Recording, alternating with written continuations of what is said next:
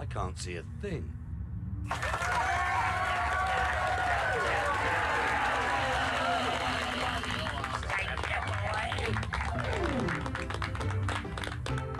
Go on, Rita, baby. Now that sounds really groovy. I tell you what, let's sing. Well, it's nice to see Brick safe and sound. After all he's been around, and in my view he should be crowned the King of Limbo. Well, he's had his ups and he's had his downs. He's had his smiles and he's had his frowns. But I still say he should be crowned the King of Limbo. What more can a poor boy do? Working for the likes of me and you. What more can a poor boy say? But I could use your help in any way. He took his courage to the brink. If it were me, I would turn to drink. Well, that's the reason I think he should be the King of Limbo. Yeah, he had to face enough sins, but at least he kept his leggy limbs. I think that we should be crowning him the King of Limbo. Alright. So actually, I just booted up my Switch for the first time today. I guess I can start the stream. Hello, everyone. Welcome. Yeah. There you go.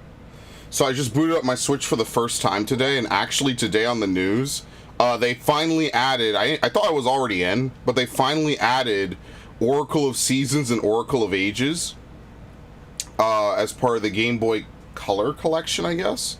So basically, these are two games that I grew up playing way back in the day. I believe I even still have the boxes for them. What's cool about them is, as you can see on the cover, if you play both, if you play one, you get codes that unlock things in the other game. And originally it was supposed to be a trilogy of games, and Feyror was supposed to show up and do something in an adventure. I've actually been really hoping these games would get remade, especially since the engine that they're based off of, which is the Link's Awakening engine, Link's Awakening got a remake, and I was like, oh, okay, well, that kind of makes sense. You know, maybe by 2021, they'll have a remake of both of these games. It'll be on one cartridge, and unfortunately, that never coalesced. You know, things have just been hectic and wacky, so that's unfortunate. But, yeah, no, I really like these games. Oracle of Seasons is apparently more combat-oriented, and Oracle of Ages is more puzzle-oriented. And when you beat both games, you get stuff. So this is actually really cool. I bookmark all the cool news. I'm really happy about it. Very nice. Let's get to Arceus. I was actually playing some Violet, which is rare, I know. I've actually been getting into Violet. Well, I did the raid, and I was kind of enjoying it. So what I was doing is I was just running around. You know, I was farming out the money. And I was actually going to hit up this Dracloak event, which might not be there by the time I get around to it, but that's fine. Either way, it doesn't really matter to me. I did get a shiny Pawmi. I think I showed that off on the Horizon stream I did yesterday. Okay. But yeah, it's been a while since I played Arceus. I mean, to be fair, I haven't played Pikmin since I played Arceus, which is unfortunate. But, let's try to get some stuff done. I have a mild headache. Not really. It's annoying. I know it's like knocking. It's like having a party down the... What is it called? Down the hall. Hello, Ash. Welcome. I'm sorry to hear you're having a bad day.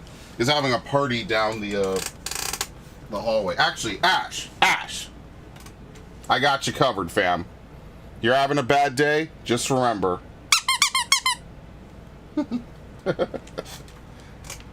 thing always makes me happy. This is one of the best things I own.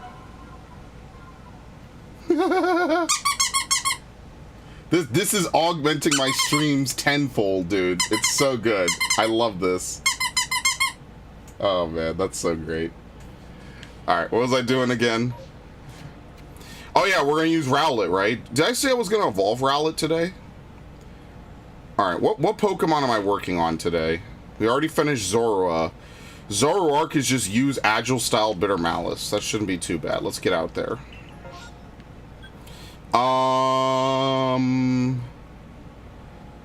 Okay, so what Pokemon should I really go hunt? Oh, I guess what we could do right off the bat is we could go do the Bonsly thing, right? Yeah, or let's do Pseudo-Widow. And, yeah, what is it? Yeah, we'll do Pseudo-Widow just so we could get Mimic out the way. I know that's not like the most exciting thing in the world, but it needs to be done. There's probably a couple other Pokemon that I could really use. Also, I did take out that Sylveon. That Sylveon you actually just saw in Violet was the Sylveon that I was going to use. Where the fuck is the box? What the hell? Down here? Yeah, that Sylveon you just saw was the Sylveon from here. I just took it because it's high level, and I could just evolve any Eevee. Basically, it's not hard. You know what I mean? So I just said, why am I gonna torture myself when I could just take out that Eevee and just do, you know, push that. You know what I mean? So yeah. Anyway, let's grab.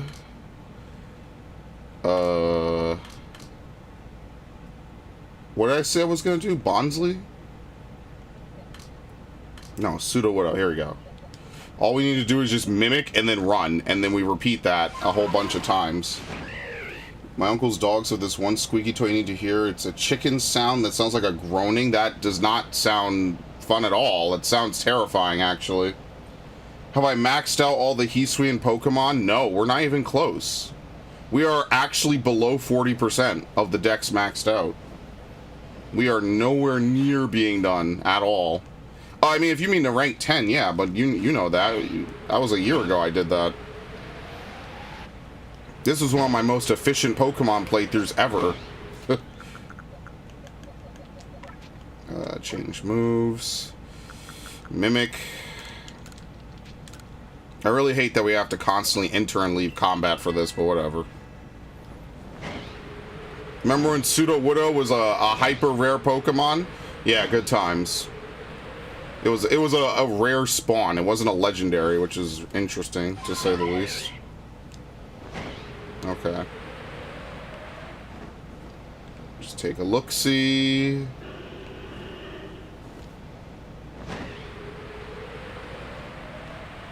Any juicy Eevees? Sound effects? Sparkles? No change on the puppies? Okay. Oh, have I finished the yeah, of course. That was easy. I did that a year ago. Oh, unless you mean 100%, in which case, no. I mean, I mark it on the chart if you want to look at that.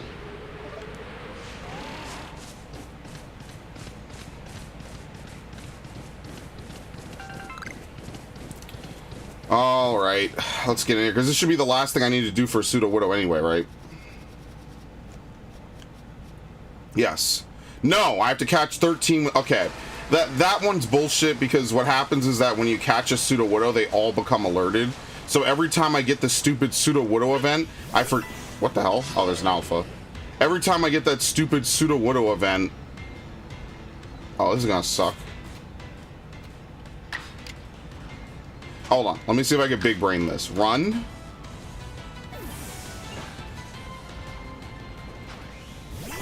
Enter combat. Yeah, no, I'm not that smart.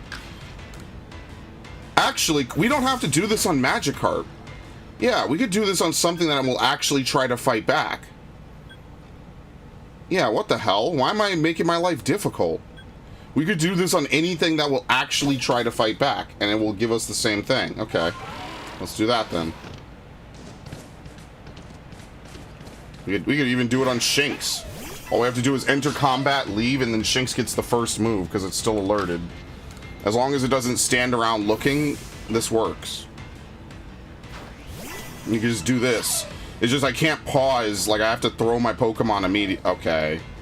Alright, never mind. Can we find something maybe a little more aggressive, maybe? Unreal. Okay.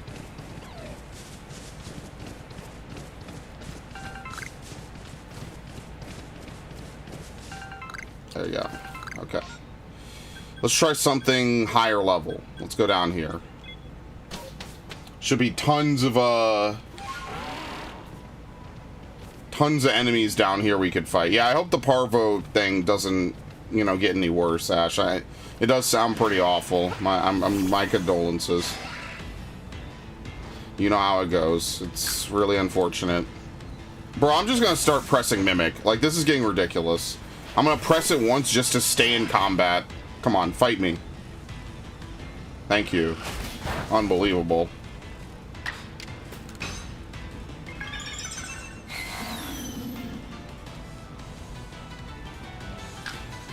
Okay. Alright, same thing. Now, eventually we'll go back to looking for Murkrow. That's like the #1 thing I want to farm. Pretty much, we could just have a whole stream. All I do is just go up and down that coast at nighttime, looking for the Apoms and the Murkrows. And eventually, if we just rinse repeat that enough, like, that'll get, you know, we'll eventually complete both. But that's the thing, is it's annoying because there's only 2 trees that Apom can pop out of. And luckily, it has a 100% chance of popping out from either of those trees. But it's very frustrating regardless, you know? It doesn't need to be this way at all. And I think that's the biggest complaint I have, is that Murkrow is, or Apom just doesn't, like, there should just be set trees that just have set spawns. Even if it's like one, I think, okay, let's not say, like, it's just a couple, man. It's just annoying.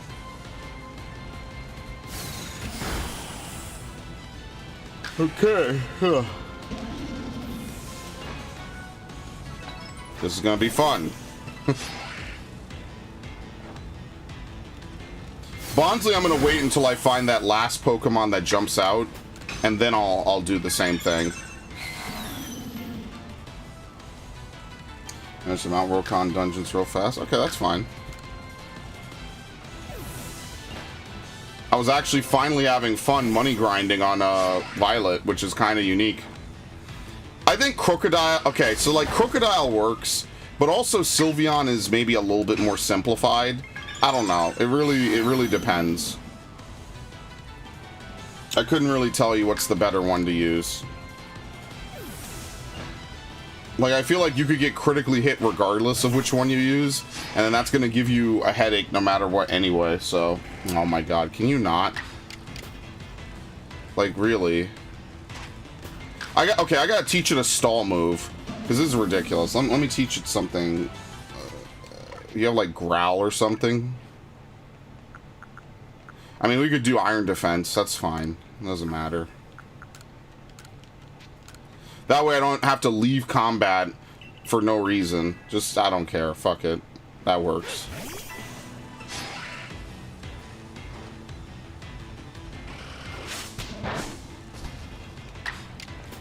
Honestly, trying to beat gyms using Mimic would be actually really interesting. Hello, Devin. I don't think I've ever used Crocodile in a playthrough. Yeah, me either. This is the most I've ever used Crocodile. Just because it hasn't really been in a lot of regional dexes. So because it hasn't been in dexes, I've never had an opportunity until now. Same thing with Venomoth. Wait, why did I do that? He attacked me. Oops.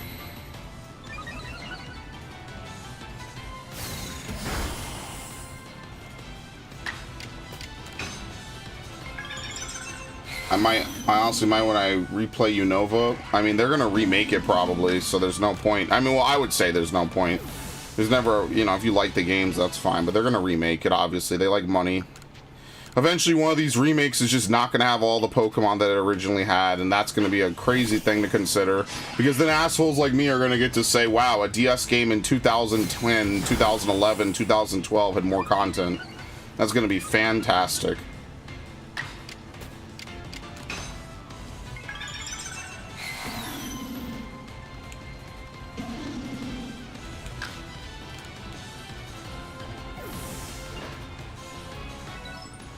What do we need to see Scyther use?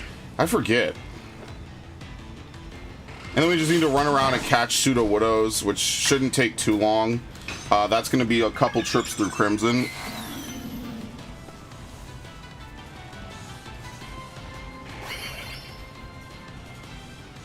But yeah, I always liked Pseudo-Widow. I thought it was cool.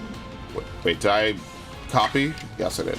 I always thought it was cool how it was like a tree that's in the way. You have to get the whole like pail and stuff to sprinkle water on it. I actually really did not expect it to be a Pokemon that was gonna attack me back when I played Gold. when I was like 6. I was like, oh, it's a tree, you know, you just water the tree. I don't know what my logic was. I was just like, oh, I guess you water the tree and then it goes away or something. There wasn't a lot of logic behind that one. I won't even lie to you. Okay, we've used it 10 times. Reload. There you go.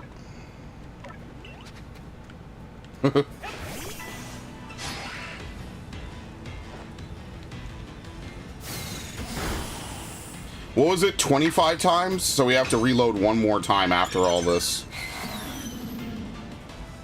I can almost taste it, folks. The day that we're finally done with a lot of these, like, battle challenges, or, like, the annoying ones, right?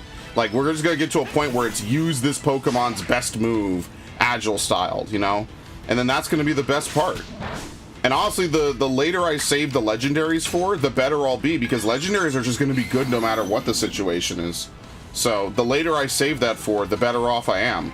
We just have a couple, I would say maybe like a dozen or two, like, annoying Pokemon where you have to, like, you know, learn their movesets and stuff. And then you have stuff like this, you know, Apom, again, nothing is, like, horrifically difficult. It's just time-consuming, and it's just a lot of luck. And I think luck can be good if you're trying to 100% something, maybe not in a speedy, you know, time frame. But luck can also be bad if it's, like, really, really, like, out there. And obviously, this is one of those cases where it's, like, moderately, it's like a 5 out of 10. It's not hard at all. It's, oh fuck, I wasn't paying attention. It's not hard at all, but it's moderately annoying.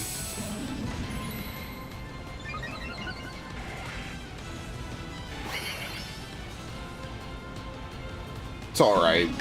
Could be worse.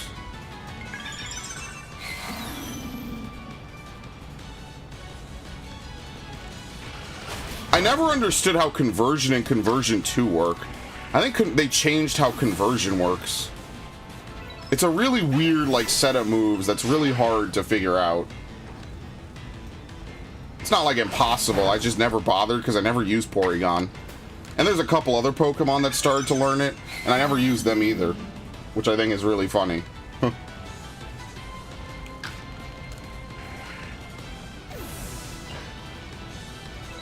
Which reminds me, we will have to do Porygon and Porygon 2 and Porygon Z. I think Porygon is the only one that has, like, catching related objectives.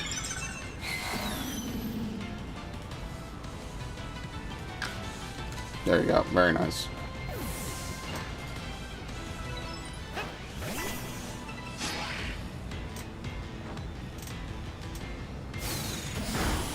Man, we're getting really lucky now. Look at this.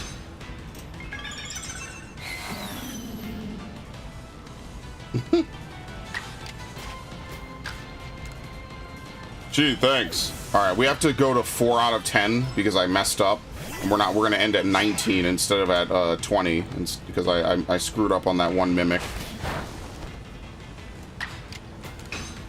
I don't know. Like, I was watching a couple Pokemon videos this week, and it just reminded me, like, how much fun and how unique and interesting this series is, you know? Just to watch the AI figure things out with the team that they have and the items and everything. It was fun. It reminded me of how I was, you know, back when I was really into this series, you know? Back before I was like, oh, you know, I don't really care about it, you know, during Gen 5, basically, where I was like, well, Heart Gold, Soul Silver is really good. Like, why would I want to play a shittier version of a game that is already out? And, like, you know, it just makes me feel a certain type of way, as always, you know? It's just one of those days. Nothing really great happened. Sudowoodo is way bigger. Oh, this is an alpha. Every alpha Pokemon is bigger than its normal version. Yeah, no, this is not the normal size for Sudowoodo. That would be outrageous. Yeah, no, you're not seeing things. You're not, like, losing your mind. This is an alpha Pokemon. That's specifically why I'm using it, probably, or why I caught it, because you know, it's kind of cool. All right, what is this? 150? Yeah, there you go. Oh wait, no, I have to use a Hoppo Berry on Iron Defense as well. Yeah, Devin, did you see the Netflix thing for One Piece where they said Oda specifically requested them to reshoot and redo certain scenes. I know you're like one of the few One Piece people I know that's like not in my group of friends. So I was having a discussion with my friends about this. I'm like, you know, mass reshoots or any major amount of reshoots is generally not a good sign. And Netflix's track record is so fucking dog shit for adapting anything, especially in the anime department. I was immediately like, bro, this is a mistake. Something's going wrong. Because as I said, just like the Cowboy Bebop shit, I'm like, dude, there's no way that this shit comes out unscathed and it's just One Piece with humans. That's not going to happen.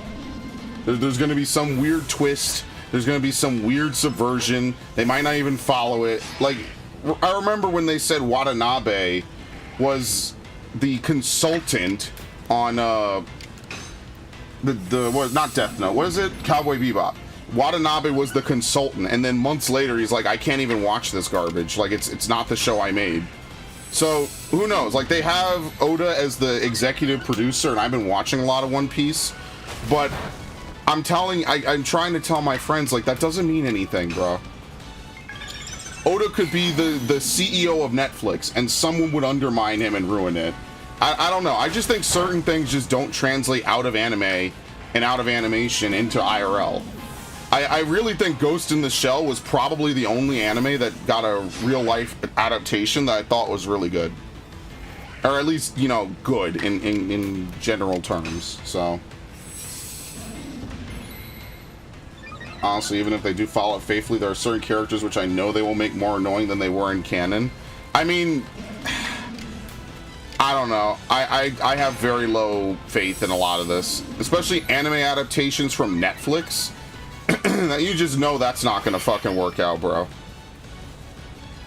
Like, the last couple of ones that they made weren't that good. The only Netflix original that I thought was decent was Castlevania, which my friend reminded me of today existed. And I liked it because it brought back a lot of the characters from the older games, you know? It was pretty good. I thought that was actually, like, kind of, you know, not only respectful, but interesting. You know, that Castlevania has this really in-depth lore. Like, the fact that Hector was in it automatically was like, whoa, whoa, whoa. Hold up. You know, I was like, wait a minute. Y'all know who Hector is? Some California yuppies know who Hector is? Like, what the fuck? Okay, sure. And then obviously you just have Death Note. Death Note is like the worst. I know people will say Cowboy Bebop is like the worst. I actually think Death Note is the worst because there was not a single character that was well acted or well written in that. And they left it on a cliffhanger that will never be continued. So I think Death Note is definitely just the most screwed up. But like, I don't know. Will One Piece probably be the one that turns out the best? Sure, but that doesn't mean it's good. That's like saying you got a 65 on a test and your friend's got a 40 and a 50. Like, you know. Again, they're only saying it's going to go up to Arlong Park, apparently. So, take that for what you will. But yeah. Are these alphas? No, they're just chill. Okay. Nami will be a hated character because they follow the source, which was a massive bitch for the first 15 episodes. Yeah, I don't know. The, like, Nami's, like, whole two-facedness is going to be an interesting thing to see how they portray. I don't know. I told my friends that they're not going to let Luffy fight Arlong. They're going to have Nami finish him. And I'll be like, you know, that defeats the whole purpose of the arc, but sure, whatever. Just you go, California. Yeah, he has to say B word because YouTube auto-blocks it. It's kind of funny.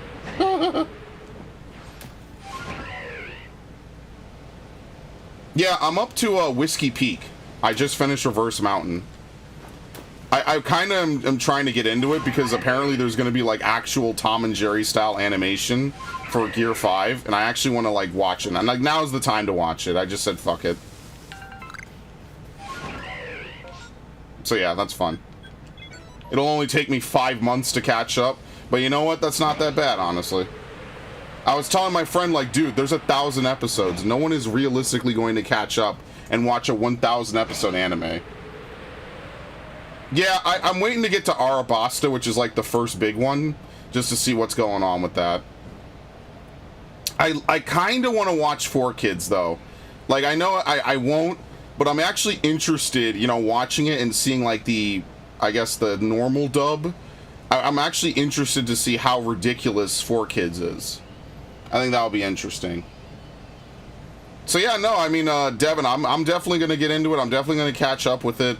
So I know you're a fan. That'll be something cool. I know we could shoot the shit about that because I am very, I'm trying to watch more anime. I mean, obviously, I'll watch a bunch of One Piece. Here's what I'm thinking, right? I'm gonna watch a bunch of One Piece, and then I'm gonna, you know, hop off for a little bit, right? I'm gonna say, all right, that's enough One Piece for now.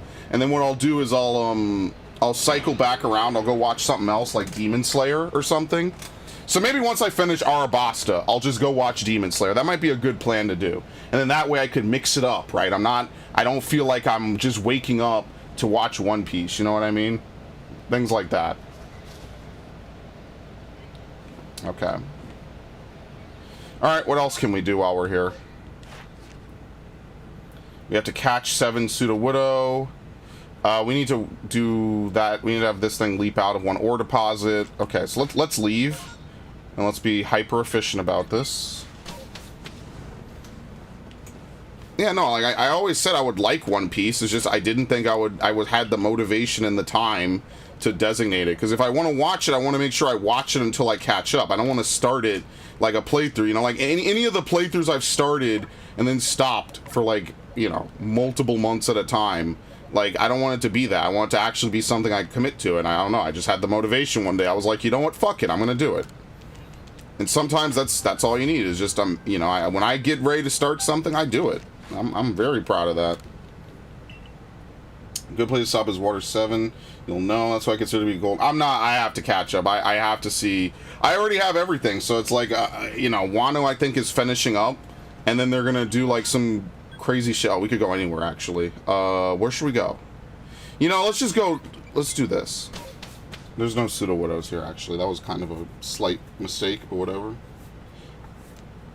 Oh, you mean take a break. Yeah, okay. Yeah. Yeah, no, I mean, yeah, that's probably what I'll do, is I'll go up to each major arc, finish that major arc, and then go watch something else, you know? And then that way, I could stimulate myself by, like, not constantly taking the same thing over and over and over again, you know what I mean? Because if I just watch 700 episodes of One Piece, I'm not going to want to watch anything else. And or I'm not going to, like, be excited to watch anything, you know what I mean? Like, that's too much to just do non-stop. Like, I gotta watch something else every so often. But, like, I caught up on My Hero, I caught up on Jujutsu Kaisen, I caught up on, ooh, I need to go back this far? Yeah. I caught up on, what was the other one I watched?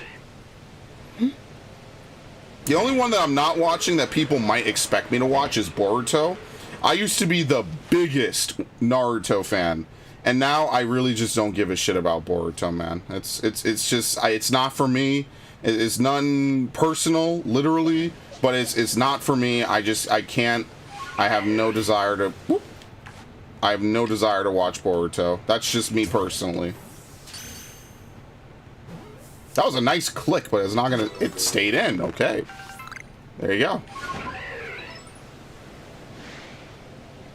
So I started getting fantastic with their fight scenes and action. As funny as it is, my friend was like, oh, Syrup Village is awful. I thought the fight in Syrup Village was amazing. The final fight between Luffy and Klahadore. I don't know. It's so 90s-esque. I just love it because it's like 90s, you know? It just lives and breathes the animation, everything. It's not Klahadore. Oh, yeah, well, yeah, Captain Coral. But yeah, I call him Klahadore just because, you know, that's what he calls himself. I thought that shit was so good. And that's what I mean, man. I love shit like that. I love that 90s era feel for anime and for cartoons in general. It was like they figured it out after, you know, the golden era of Looney Tunes and shit. They figured it out, right? Okay, we know how to make cartoons, we know how to do funny stuff or whatever. Then the 70s, you know, you had probably like Scooby-Doo and a couple other ones. And then the 80s, and you know, you figured that was the start of, like, it was cool to be a kid and here's cool shit, you know? And ever since then, like, it's just not been that. And I think that that's, like, the worst thing that happened, for sure. Is, like, it's unfortunate is what it is. Yeah, I was like, listen, I know this arc is slow, I know it's formulaic, but I thought that was, like, a cool fight. They had two alphas next to each other, by the way. I thought it was really cool. You know, Luffy played to his strengths, and I like that. It was good. Second only to... yeah. Luffy Arlong is cool because, you know, when you find... Well, like, that's the thing. Like, every arc needs to have a good payoff. I feel like Bleach kind of did this sometimes with Ichigo, where he'll have, like, a rough fight, he'll get tossed around, and then he'll have, like, a really good finale or whatever. Naruto will have this occasionally with certain characters fighting certain fights. But man, nothing beats, you know, that like final part to end the arc. Like Yu Yu Hakusho has this in spades. That's why Yu Yu Hakusho is my favorite anime, because I just love Yusuke's story. I love the cast. I love the everything. You know, I don't like how they always try to redeem the villains at the end. That's like a very like anime thing. It's like, oh well, you know, no one was really in the wrong here. You know, deep down, I'm still a good guy as I tried to genocide everybody. But you know, I like things like that. Yeah. Even though Usopp is probably my least favorite member of the Straw Hats, I will say, like, I don't hate him as a character. I just don't think he's particularly, like, my favorite. I think Sanji would be my favorite if he wasn't constantly, like, swooning over women. And ironically, that makes Zoro my favorite, because I just like Zoro. I like katana users. I like sword users. Zoro is just cool to watch. Although him fighting Dracula Mihawk was kind of stupid. I didn't really like that too much. What was that? Oh, something's sleeping. But yeah, no, I like that 90s anime feel. I think now I'm into the 2000 episodes, though. Yeah, Sanji's really cool when he's fighting, but the fact that he will literally not strike any females at all, including the ones trying to kill him, is probably what makes him, like, my least favorite combatant. Because then on the other end, you have Yusuke, who's like, anyone who's my opponent is my opponent. I don't care what you are. Yusuke is just cool, man. Yeah, it gets worse. I've seen bits and pieces of future One Piece. So, like, they had, like, One Piece on Toonami. I think they still do. And, like, they had Fishman Isle. You know, like, it's cool if it's a gag every so often. But, like, when it becomes his entire character, it stops being interesting, you know? It just stops being funny. It just ends up, like, saying, well, you know that Sanji can't win this fight. You know, it's whatever. It's like the anchor around the neck of a really cool character. Yeah, it's not funny. It's one of those things in an anime that just stops being funny very early on and then never gets better. And I just wish they would chill out with it, but obviously they don't. And so probably Zoro will just be cool. Like, I've seen clips. My friends talk about One Piece all the time. I've seen tons of clips of One Piece. So I know bits and pieces of what's to come, which interests me. So yeah. It's unfortunate, too. It doesn't have to be this way. But is it the worst thing I've seen them do to a character? Not really. But is it, like, a joke that they try way too hard to push? Yeah. That's something, like, should have been in the early show, and then they got rid of it a little bit later. Like, Naruto saying, believe it. And there are people to this day who think that he says it, like, constantly. He really doesn't. Yeah.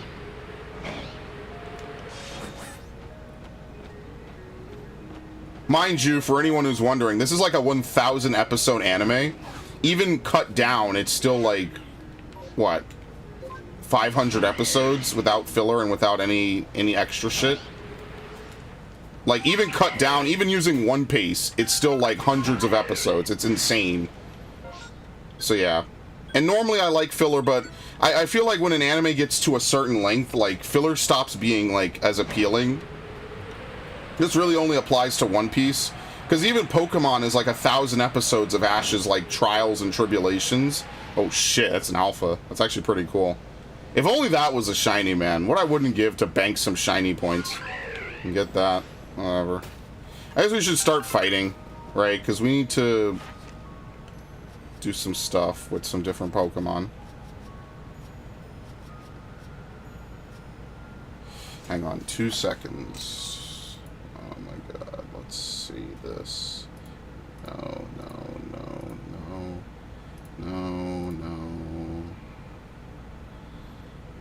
Okay, there you go. But yeah, no, it's fun. I like that I'm getting back into anime a bit more. It feels like it's been a long time coming, because, you know, every so often I watch a ton of anime, and then I just feel like I burn out, and then I just stop.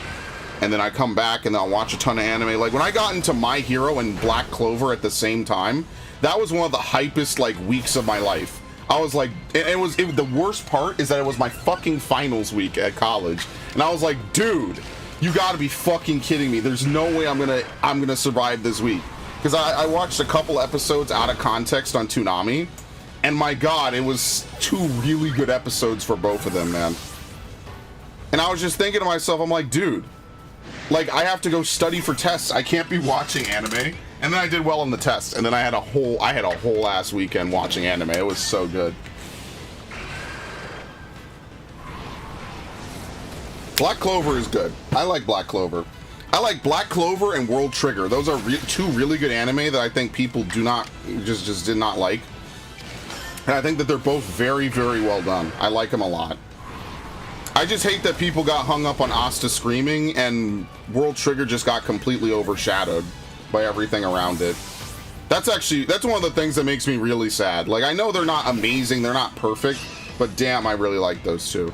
Because they have really atypical main characters a little bit, especially World Trigger. World Trigger, the main character's smart. He's just not like one of the gifted, like, elitists that are, you know, that populate a lot of anime, you know? My Hero's a really good anime with a bad character. Even Horikoshi knew the character had gotten some serious hate, and he kind of phased it out of the character. Is it Deku crying all the time? Or is it Mineta just being like the #1 reason why people fucking rant about that show? Or it could also just be Bakugo being an asshole. I don't know. Oh yeah, Mineta again. I don't know. My Hero has like a background cast that I just feel like is not gonna compete. Oh my god, that was terrifying, and it was leaving. That was mildly terrifying. But yeah, I don't know. Like, super perv characters and super love-struck characters. I don't know, maybe that humor just isn't as funny as it was to me in the 90s. I don't even think it was that funny to me in the 90s, if I'm being completely honest with you. I'll just be real. I didn't think it was that funny way back when, anyway. But it's so interesting, and I always talk about this when I talk about this with my friends. It's so interesting how, like, shows are so anti having a Sasuke character now that they will literally swerve any possible way that, like, their anti-hero, like, best friend character could possibly be seen as, like, becoming Sasuke, you know? It's really interesting because both My Hero and Black Clover had that opportunity. They had that exact, like, plot arc setup, and both of the times Bakugo and Yuno said no. I just think that that's definitely something from just having Sasuke be Sasuke. And I mean, like, I'll be honest with you, I don't think that what Sasuke did was that terrible. And that's like the worst thing that I could possibly say as an anime fan, because people get super bent out of shape over it. But I'm gonna be real with you guys, like, there's motherfuckers in real life that lose their shit because their hamburger wasn't cooked right, or whatever, you know? So, like, I could believe that a dude losing his entire family and clan probably would fuck with him mentally on a really horrific level and make him do some crazy shit. That's not the least believable thing in the world. I don't think that that makes him necessarily an amazing character, but I don't know. People just really like their shonen protagonists to be, like, heroes 100% of the time, which I'm not, like, the biggest fan of. I think that having some shonen protagonists be, like, absolutely, like, yeah, the world sucks and there's nothing I can really do about it, makes it way better and more interesting. That's why I like Eren from Attack on Titan. I think that Eren, unironically, pretty much did almost nothing wrong. And, you know, people will hate me for that, and that's okay, because they're wrong. And I just have to learn to accept that I live in a world where people will be wrong. But yeah, there's a lot of anime to watch. Yeah, like, Yusuke has one of the more interesting character redemption arcs. And I think that, like, if Yu Yu Hakusho was not, like, cut off horrifically, it would have been a really good anime that would have maybe run, like, another couple of arcs. And sadly, what happens is that he just didn't let it run. He just said, all right, I'm done. And even in the manga and the show, it's very abrupt how it ends. And I feel really bad about that. I love Yu Yu Hakusho. To this day, Yu Yu Hakusho is I liked it. That was my favorite anime in like 2001, 2002, whenever it was on Toonami, which was I think before Naruto was on. And the year is 2023 and it's still my favorite anime. The problem is that, you know, it just didn't have a real ending. It didn't have a very fulfilling one. It had a happy ending. It had a, okay, the characters have been through their stuff, you know, everything's kind of resolved. You know, it's not like unfinished. It's just not where I'd wish it ended a little bit. But yeah, that's unfortunate. Watch Magus Bride Season 2? Probably not. I didn't watch Season 1. I don't know anything about it. I don't really watch... That sounds like a very, like, for women anime, and I'm not very interested in most of those. Which is ironic because I actually absolutely love Sailor Moon. But I think that that's just because it's a very 90s era thing for me. Sailor Moon is a 90s anime. It's damn near a fucking shonen. Tuxedo Mask is awesome. I love Tuxedo Mask. Maybe, I don't know. That's so low on my list. I don't know. I'm not even gonna lie to you and pretend like oh, shoujo is what it's called? Okay. I don't know. I thought Tuxedo Mask was cool. Which is ironic because I didn't really like the love plot line in Sailor Moon. Like the whole reincarnation love plot line shit. I didn't like that at all. But I thought like a couple of the sailors had interesting powers and yeah, that's kind of it. The ranch you think is not a big thing. People have been telling me to watch Oshi no Ko, and I still haven't done it. And that's just because I started One Piece like a few days after people started recommending it to me. And I'm like, fuck. Like, I'm like, dude, really? Now is the time when someone recommends this? I finally have the motivation to do it. I was like, damn. Very nice. This is really unfortunate. This almost couldn't be worse. Well, when I take my break from One Piece, I'll watch Oshi no Ko. But right now, I'm on Whiskey Peak, I think I said. I finished Reverse Mountain. I was like, yeah, you know, like, I did, again, One Piece will have some arcs that are just kind of like, I guess, if no one gets recruited during it, it's probably just like something that sets up something else, which is fine. But, you know, it's not like crazy, like I'm not exploding and foaming at the mouth or whatever. But, you know, it's alright. I think after some amount of watching One Piece, I do want to go watch Hunter x Hunter. And then after that, it's either going to be like Fairy Tail, Gintama, or Code Geass, for sure. I need to update my anime list.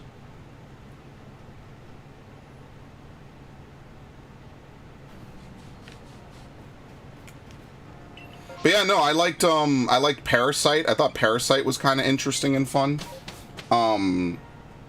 Parasite was almost a decade ago. I think that was I was in college. That was a 2014 anime.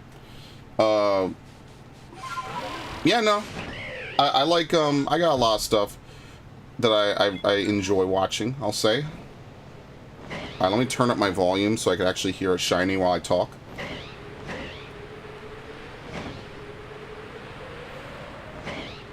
That's what I mean, like, I like a lot of anime. The problem is that, like, I can't record, stream, and watch anime at the same time. That's way too much stuff. It's unfortunate. Okay.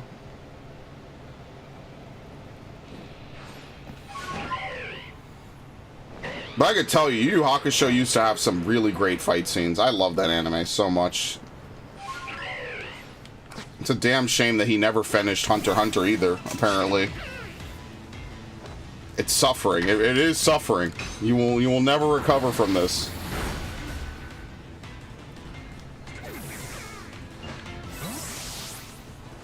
What do we need again? It's fire for this?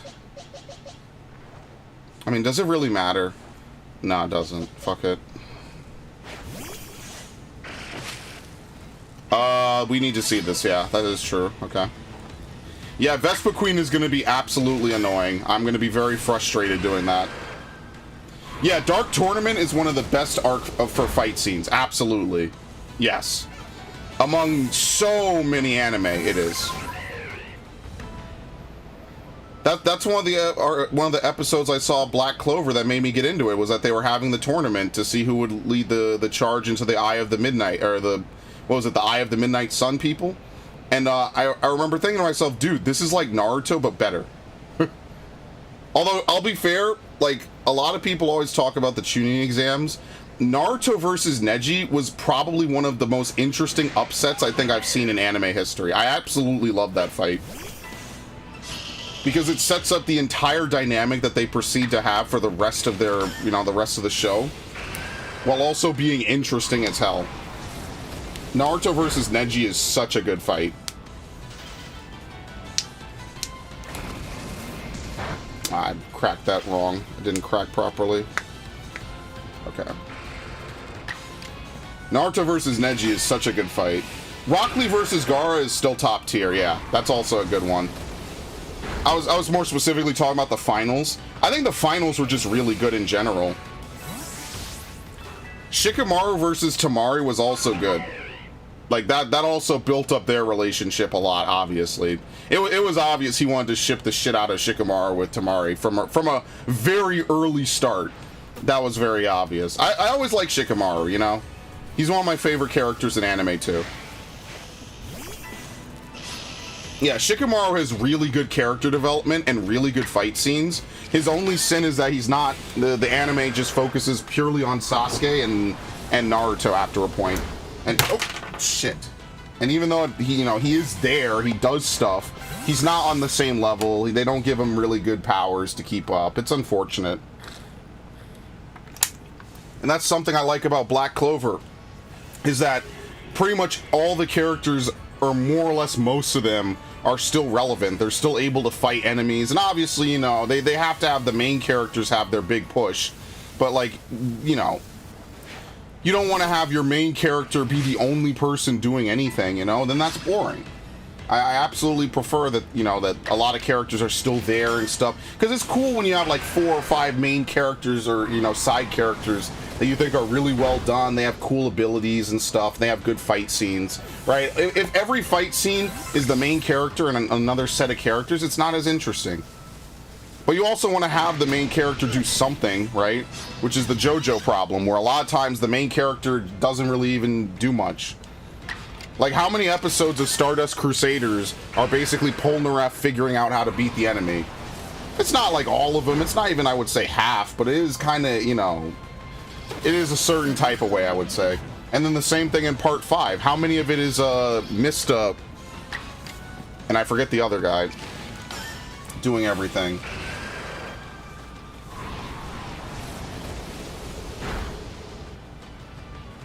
Wait, what? What is this thing gonna do to me? Oh, no! What level is it? Bro, this doesn't happen in normal Pokemon. They don't do this much damage. It's such bullshit. Anyway. One Piece does do that kind of... Yeah, no. Yeah, that makes sense. But yeah, but One Piece doesn't do it to the detriment of, like, Luffy or Zoro. Absolutely not. And that's actually a... I'll give them that. There is a good amount of balance of things in One Piece, Luffy almost getting himself killed at the start of every fight might be my least favorite part of it. Specifically because Luffy's not an idiot. He's just kind of carefree. Like, he's not stupid. But he does really dumb moves that he has to get bailed out of, at least early on. So I'm like, alright, dude. Here we go. You know what it was, Devin? It was Loketown. Loketown is a really... I like that arc a lot. And I remember watching it ages ago because I remember Zoro doing the 3-style mopping. This is going to be a very out-of-context stream of anime, huh? But yeah, I've been watching anime for so long. It's crazy. I had a Yu Yu Hakusho calendar back in the day. I think it was a 2005 calendar. Bro, the art... Because remember, back then, we didn't have, like, art, like, on the internet, like, where you could just Google, like, 4K artwork of something. Like, that was actually something that we just didn't have back in the day, like, on, DSL or whatever. Just that whole, like, infrastructure didn't exist prior to, like, a certain year. So that calendar was, like, awesome, because it was, like, I get to see the art whenever and stuff, and, things like that. I remember when they had Toonami Jetstream. If it had come out 10 years later, it could have probably beaten Crunchy... Or not 10 years, but, a couple years later, it could have beaten Crunchyroll. I think, easily. Let me heal you.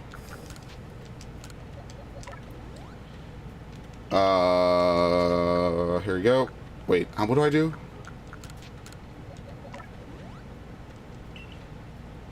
Well, he's lived with his Orbi for most of his life, which made him nigh invincible in most forms of normal damage. Makes sense he might not be always aware of danger. I mean, yeah, but he should also be constantly aware that all someone really has to do is throw him in water. I don't know. Him almost dying 5 minutes into fighting Arlong was kind of like, eh.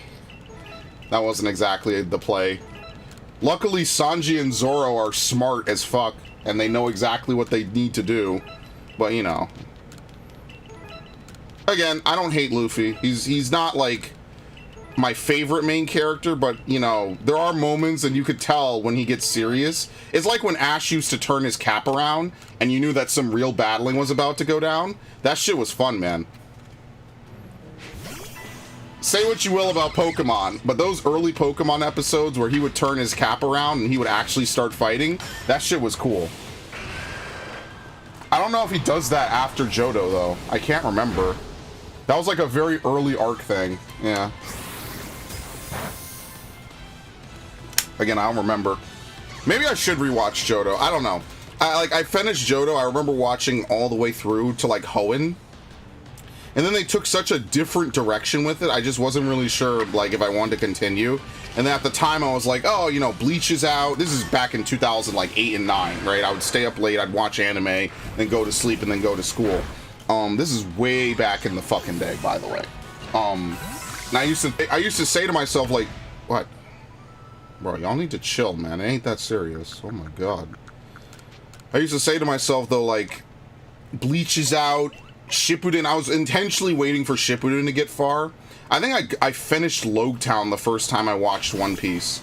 But then after that, it was kind of like, okay, let's see, you know, I kind of moved on. I was like, all right, this is like 200, 300 episodes of One Piece. I'm gonna chill for a bit. And I never got back. It's just cool when the main character, like, really, like, puts his big boy pants on, you know, and actually wants to fight the bad guy. I always like that. And that doesn't mean he has to steamroll him, you know, but, like, I like good fight scenes, you know. I know people hate Naruto, but sometimes Naruto has really good fight scenes. Even if it doesn't include Naruto in it. Some people might even say, especially when it doesn't include Naruto in it. Depending on how you feel about it. Bro, these Carnivines are super annoying.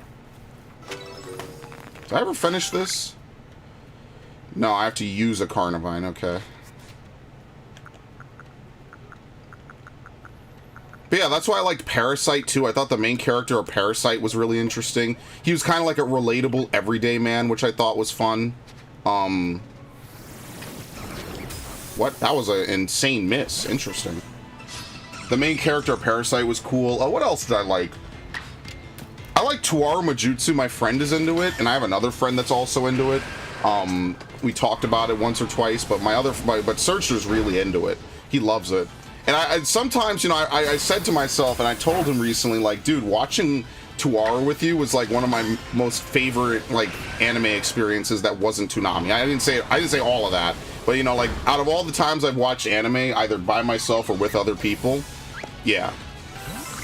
I also like Sword Art. I know everyone kind of like shits on Sword Art a lot. I actually like Sword Art. I think it's fun. I think the games have a better story, so I guess you could say I'm injecting a little bit of like the game timeline in. But yeah, I like Hollow Fragment. I thought Hollow Fragment was one of the most interesting games I played ever. And I didn't play it as a playthrough, unfortunately.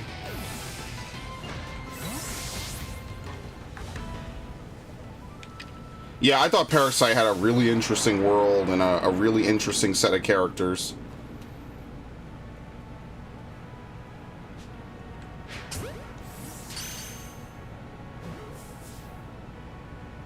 Ah, fuck. Yeah, I don't think it matters now. I think it's too late. Okay, whatever. Boys, Sudowoodo is going to be very fun to try to max out. As you could tell, I'm very excited. Well, we have 14. We have to catch a bunch. Okay.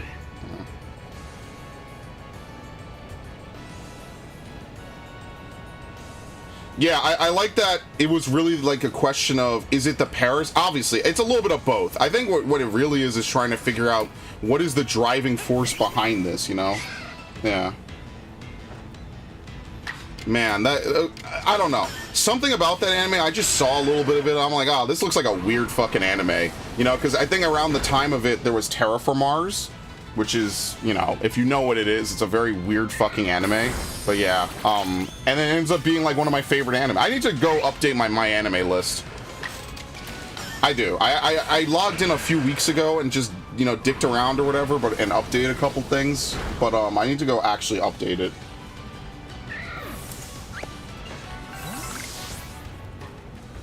I will lie and say that I've seen all of One Piece, even though, you know, or not all of it, I'm sorry. As I do it, I'm gonna say that, but like, I'm not watching like filler and shit, you know, I'm okay. It's not that, it could be really good filler. There's actually some really good filler out there. The problem is that by its very nature, filler is automatically like relegated to the dumpster list, basically.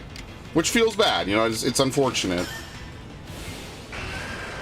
But I mean, all this started because we were talking about Netflix, and it's sad that like Cowboy Bebop on Netflix had this interesting twist at the end. It wasn't a great twist, but it was a twist, right? They were finally gonna like make, you know, branch off on their own, and it gets canceled 1 week after it finishes airing, which means that they knew they didn't just wake up a week afterwards, have an emergency meeting and say, yeah, we're not continuing. They knew probably months before it came out that they weren't gonna make another one. They were just taking the name to get some fucking hype views or whatever.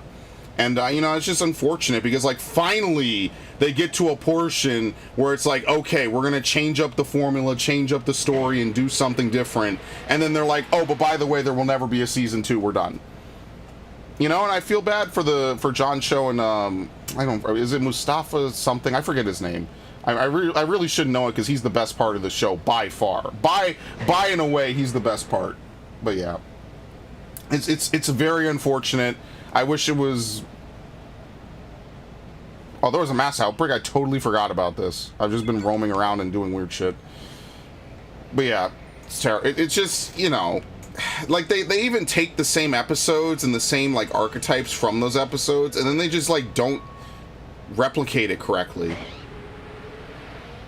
I don't know. Changing it from a virus that turns people into monkeys into a virus that turns people into plants is just really weird, and a lot of the dialogue is cringe, so whatever. Right after Skypiea, there's an arc that everyone thought was canon but turned out to be filler, followed by an arc that everyone was filler that turned out to be canon. Well, whatever it is, I'm skipping whatever ended up being filler because that's my watching order. I'm not actually watching, I won't even see it. That's the best part. So yeah. Maybe someday I'll go back and watch filler, but... And by that, I mean probably never, but, you know, it's not, like, high on my to-do list, you know what I mean? Like, if I have limited time, I'm not gonna watch filler with it. I'm gonna watch things that, you know... I'm gonna watch new shit. And by new, I mean things I've never seen before. Not, like, necessarily things that are new, you know what I mean?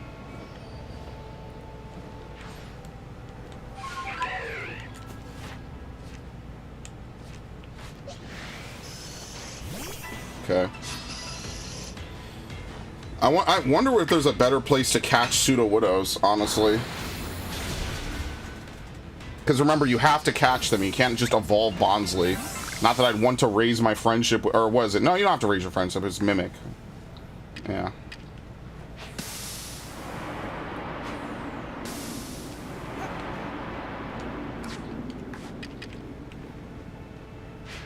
Got him. I wonder how much of a bonus you get. Oh, great. This isn't gonna work. I wonder how much of a bonus you get for doing this. Did that work? No. Oh, dude, this is the worst. I hate this Pokemon. Good lord. Well, I think a Buggy the Clown is alright. It's not like Villain of the Week, right? Because he is kind of a recurring character. I know he comes back a bunch. I didn't hate him. I don't really hate any of the One Piece villains. I just know that Luffy ends up punching a dragon for like 20 episodes or something. It's insane how many clips of that I've seen just floating around or being tossed around my Discord. And I'm like, what the fuck is the context for this? And I don't know anything about Kaido. I don't know much about Big Mom. But yeah, I'll get to that eventually. That's what I mean, like, watching early One Piece is going to be completely different because no one really talks about early One Piece in my circle. So I think that'll be, like, kind of crazy. It's different, you know?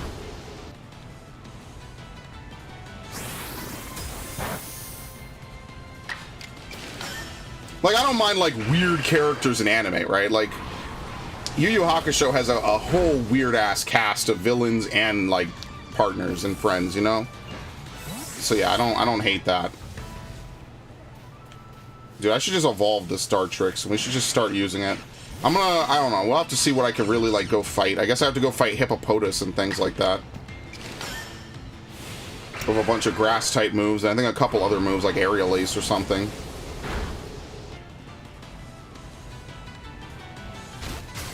Ow. Amazing. Look how much damage that does. I'm like 30 levels over him.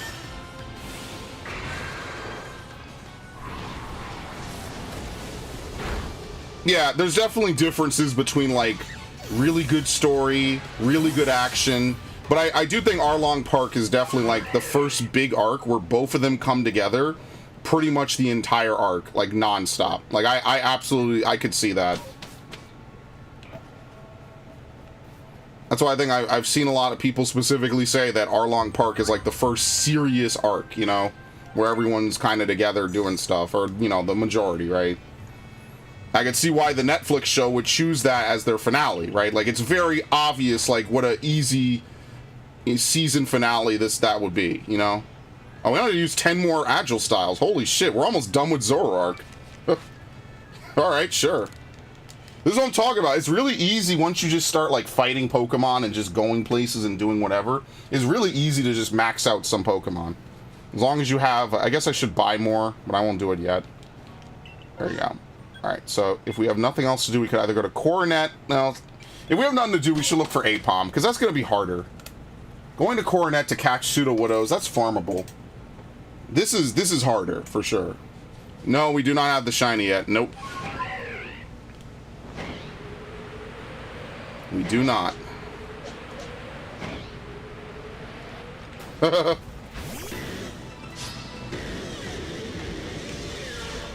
That noise is insane.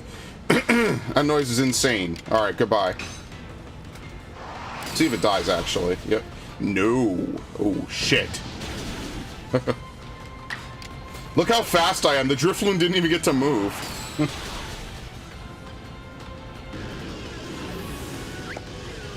Yeah, Arlong Park into Alabasta. I know that, like, the Pirate Warriors games, Devin, I'm actually trying to get the Pirate Warriors games. So I told you I was buying a bunch of games. I know this is, you know, once again back to me and my video game quest. But, like, I bought Fear 1 and Fear 2 actually just came in, which is nice. So the next set of games I'm going to get are going to be, like, Manhunt, Pirate Warriors 1. I heard 2 is, like, non-canon. It does its own weird shit. I'll probably just see if I could grab those at some point, because, you know, why not, right? There was a couple other games I was thinking about, like, you know, once I get the money for them, maybe I'll try to hunt them down. Very nice, doesn't work. Will I have to reset the nighttime? Maybe I will. Let's go. Okay, I'm going to teleport after this, because time still passes when you're in a battle. Let me really quickly teleport. And what I will also do is I'm going to save, just in case a shiny does spawn. It should still spawn even after I save, because I think all Pokemon are generated. I think every node is generated at all times, even if you haven't run past it. So let's see. We're looking for Murkrows, basically. And I also could have checked that Honchkrow, but I don't think I have Honchkrow completed, so it's less likely. It's way less likely that I get a shiny Honchkrow than a shiny Murkrow. I'm never going to get this. This is the one Pokemon that eludes me. It's insane. What? What did I get hit by? Oh, there must have been a Drifloon there. What the fuck? What did I just take damage from? That's insane. Okay. Think about all the Murkrow spawns I passed, and I've never gotten a shiny Murkrow. That's insane. That's really crazy. Just need Just stop by. Need to go play War Thunder. Oh, Skyrim tomorrow. What time? Probably 7 something. I'll figure it out as it gets closer. I think Power Wars 2 had some weird time travel shenanigan. Yeah, I need to also buy Odyssey. I was going to buy it, but it's still a little expensive because it just came out, I think, this year. So I'll hold off on that. Okay. Because I do play anime games on the channel. Years ago, I played that Bleach game. And then, obviously, I played a bunch of the Naruto games. Sadly, there's only one Black Clover game, and apparently it's not really, like, great. And there's not, like, a lot of anime games outside of that. There was that Demon Slayer game that came out. There was the My Hero games, which came out. I mean, they're all Storm derivative games, which I'm not, like, mad at them about. Like, obviously, Storm is fucking cool. I don't think anyone can doubt that. You know, when every fight has the same, you know, that really high quality of, like, anything, Storm is very entertaining. Alright, well, none of them spawned shiny. So I guess what we could do is we could just go fight some ghost types. And then that way we could finish Zoroark once and for all.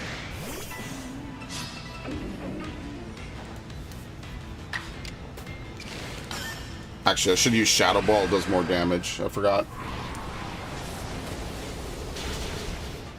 Oh yeah, Kakarot came out as well, speaking of DBZ. Did you, DBZ The Breakers actually came out. It's been out for a while now. I remember when that game was, like, being discussed and talked about, and people were, like, really hyped for it. And now, like, it's basically out, and it never... Well, I guess people weren't really hyped for it. I take that back. No one really wanted to play that shit. Let me reverse course on that one. Spin that one around.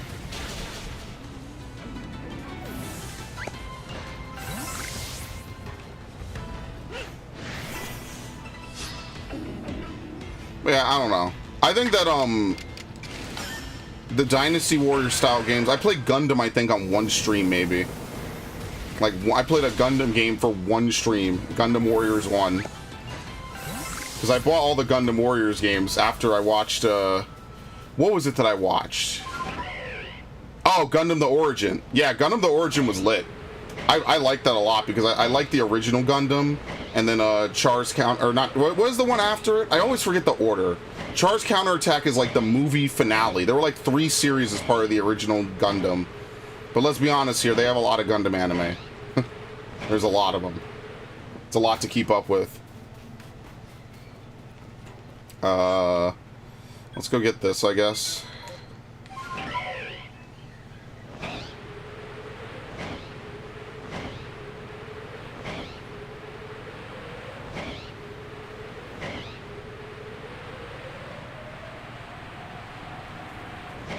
There's a lot of anime out that I like.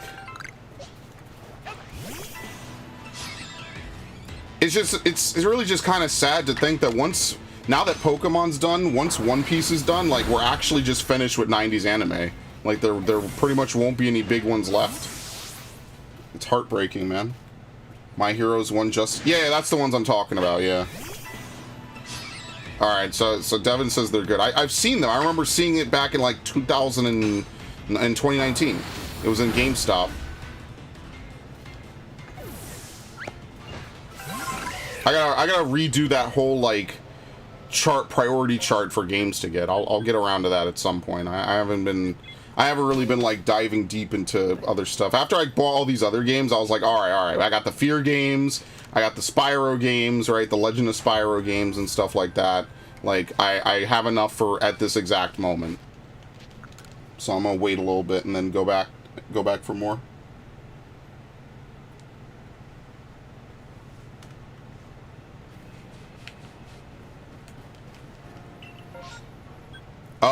We could actually use... We could use, Dartrix, right? I mean, we could also... Yeah, let's use Dartrix here. Because I'm pretty sure we have to use grass types. While I ramble about stuff. It also reminds me, I remember watching, Inuyasha also back then, when I was watching all the anime and stuff. Late at night, I was watching all kinds of shit. I remember watching Inuyasha as well. That was another one I kind of liked a lot.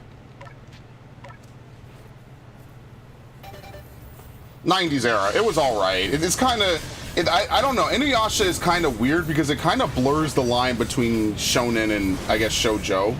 It very much is like a very... It's for both, I guess, which is fine, but it doesn't... I don't know. I felt like it was alright. It wasn't bad, but I wasn't, like, super in love with it like a lot of other ones. A lot of anime like that are kind of here or there. I don't know. It could work out.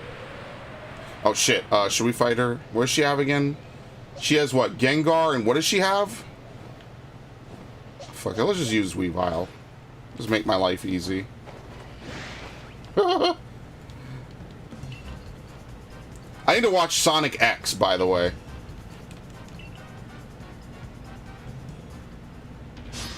I should kind of remind... Yeah, they have the same personality a little bit. Well, yeah, like, they both get serious. I don't know, I always thought Shishomaru was just cooler. Which is funny because I don't like Hiei in Yu Yu Hakusho as much as I like Kurama. I thought Kurama was way more interesting as a character. From the moment he was introduced, he was just cooler, he dressed cooler, you know, things like that. Which is funny because Yusuke is always in his, like, green outfit in promotional artwork, but then, like, towards the latter end of the series, he doesn't really wear it anymore. Because I think it was a school uniform and he just stops wearing it. He wears, like, a more generic, like, gi. He doesn't really wear anything else.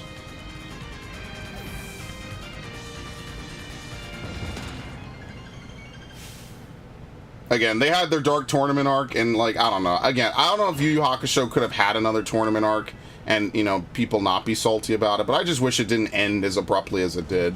It's only 110 episodes of anime, and funnily enough, like, the entirety of it is on YouTube and has been for, like, a decade.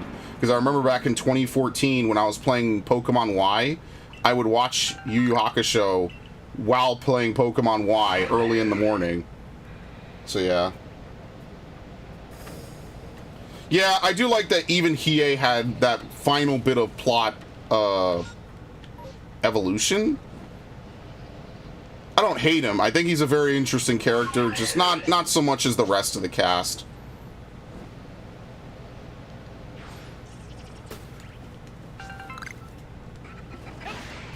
All right.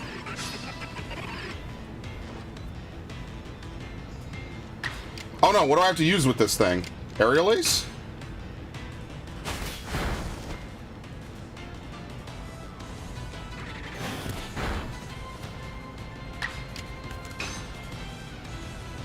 Yeah, Kuwabar is funny. Kuwabar's big, like, speech before he fights Toguro is really funny. Everyone loves that. Oh, my volume is delayed. Hold on, let me fix that really fast. There we go. We need to use... Oh, Leafage Root. Okay, the same moves. What the fuck? Sure. They make you use Leafage on both Rowlet and Dartrix for some reason.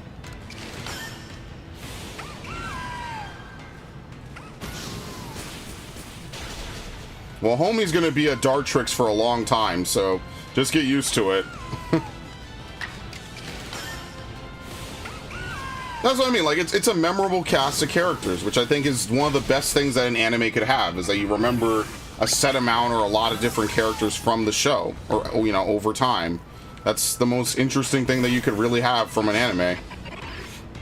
Either good characters, good fight scenes, or ideally both, right?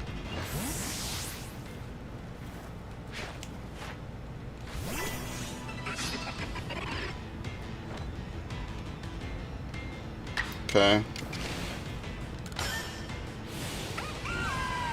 Let's get Agile out the way, because after this we could use more killing potential. I mean, I guess it doesn't really matter. It's kind of a trade-off one way or another. Oh, we have to use... Oh, only 15? Oh! I'm over here like this. We're gonna have to do this 40 times, 20, you know, 50 times. No, it's only 15. Oh, that's manageable. That's very manageable. Alright, what was the other one again? Hippopotas. We just have to use Bite. Oh, wait, what was that last one? And evolve it. Dude, what the fuck? Stay in the ball. Alright, that's easy. Just go fight some Shinxes or something and use Bite. I forget what level it evolves at, but, you know, it couldn't be that big of a deal. You Hakusho had some really, really good villains. A nice mix of redeemability and irredeemability. Yeah, absolutely. Yeah, the Toguro brothers are literally two sides of that coin that Devin absolutely just explained. Younger Toguro is very much a redeemable villain, and then Elder Toguro is very much an irredeemable villain. The problem with like a lot of anime though is I feel like they tend to try to make every villain kind of redeemable, if not relatable.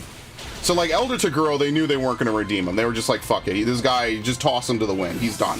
But like they tried to do the same thing with Sensui, which I wasn't like a super huge fan of. I think they I don't know, maybe it wasn't like trying to make him hyper redeemable, but it was definitely like at the end a lot of like, well, you know, I kind of lost my way and whatever. It wasn't the worst thing. I don't hate the Sensui arc as much as everyone else. I think the biggest sin that it commits is being right after the Dark Tournament arc. Like literally immediately following the end of the Dark Tournament arc is the Sensui arc. But you know, I do like that Yusuke's whole life becomes much better. I think that, you know, going from a delinquent into having this very, you know, meaningful friendship with his rival turned best friend and, you know, all these other people that were his adversaries, you know, it was unique. It's like Spirited Away for men might be the best way I could describe it a little bit if it wasn't like anime, you know, episodically. Because it's kind of the same thing, you know, Spirited Away, she starts off like not liking any of these creatures. She's very scared, very terrified. At the end, they're her friends, you know? It's very wholesome. And that's why I'm really sad that there's not like 300 episodes of it. The ending is perfect. It just comes very soon, is my problem, my biggest complaint. Yeah.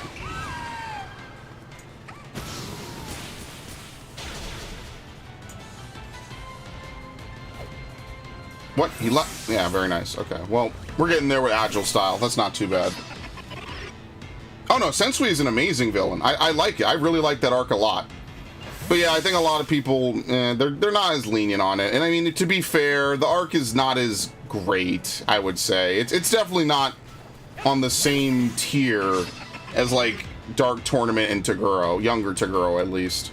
I do like that it reuses a couple of characters and things, and I thought there was a couple like very like pivotal moments, like when Kuwabara has to actually kill that kid in order to progress.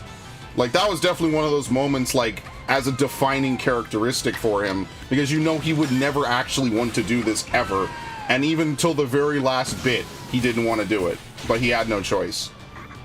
And that's what I mean, like Yu Yu Hakusho having sometimes like really dark moments is one of the key parts about it, I think, that makes it very memorable, you know?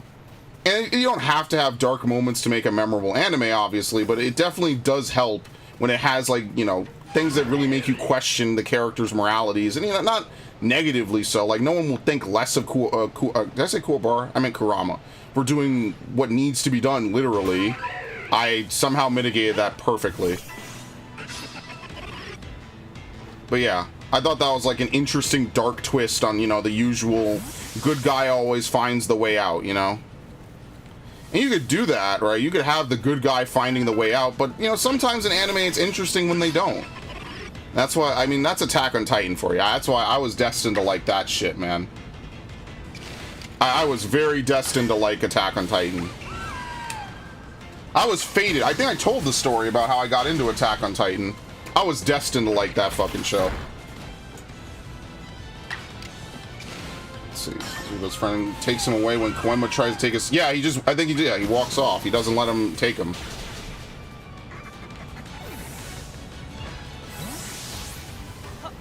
But that's what I mean. That's how to write really interesting villains. I mean, I know the writing standards are different in, you know, 2023 or, you know, post 2005, right?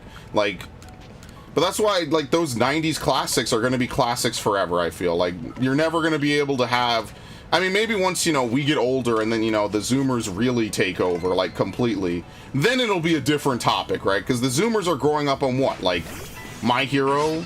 You know what I mean? Like, I think My Hero will be a whole genesis point for an entire legion of younger watchers. And, you know, that's cool. Whatever gets them in, you know. Yeah.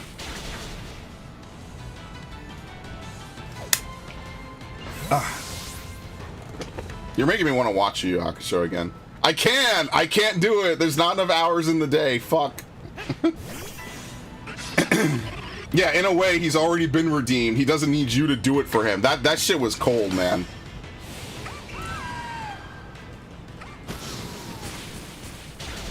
That was a really cold I remember that part. The other part I don't really remember. He didn't live by your rules. They certainly didn't want to die by them. I don't remember that part. But yeah, no, that's so good, man. We're never going to get shit like that again. Like, sometimes these dudes that made anime and manga, they just evolve way beyond this medium. You know what I mean? Like, they're way beyond what they should be writing. And, like, obviously that means they're doing a good job. But they'll do that shit. And, like, I don't care if the characters are, you know, eating candy or something the next scene. It's crazy to me. It's so good. I'm gonna watch anime till I die, dude.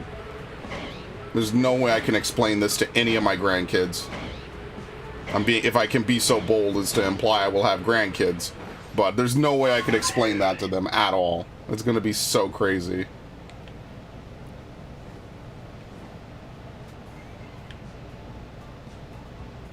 Oh, wait, we have another one. Here we go. We have two, actually. Look at that. Very lucky.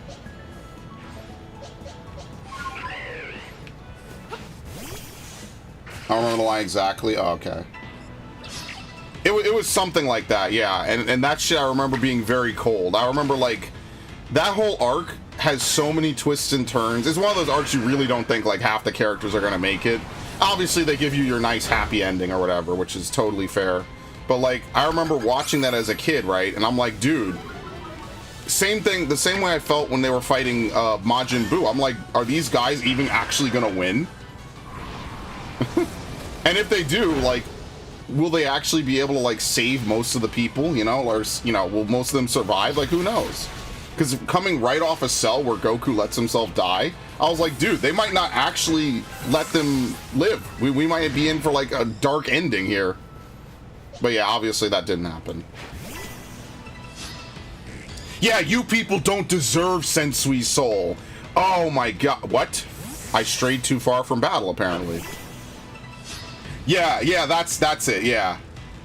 Oh my god, and then he runs away after all that. You people don't deserve his soul. That's like some shit a villain will say right before he morphs into the final boss. Oh, that's so good, Devin. Yeah, that's funny to me. I like that. I miss when... Oh, shit. This is actually really good, by the way.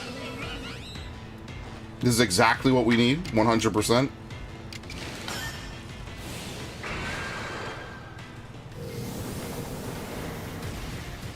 And it was also, like, the beginning of that whole, like... I made you into this, and now you've gone too far, and now I have to kill you trope, you know? I actually like that.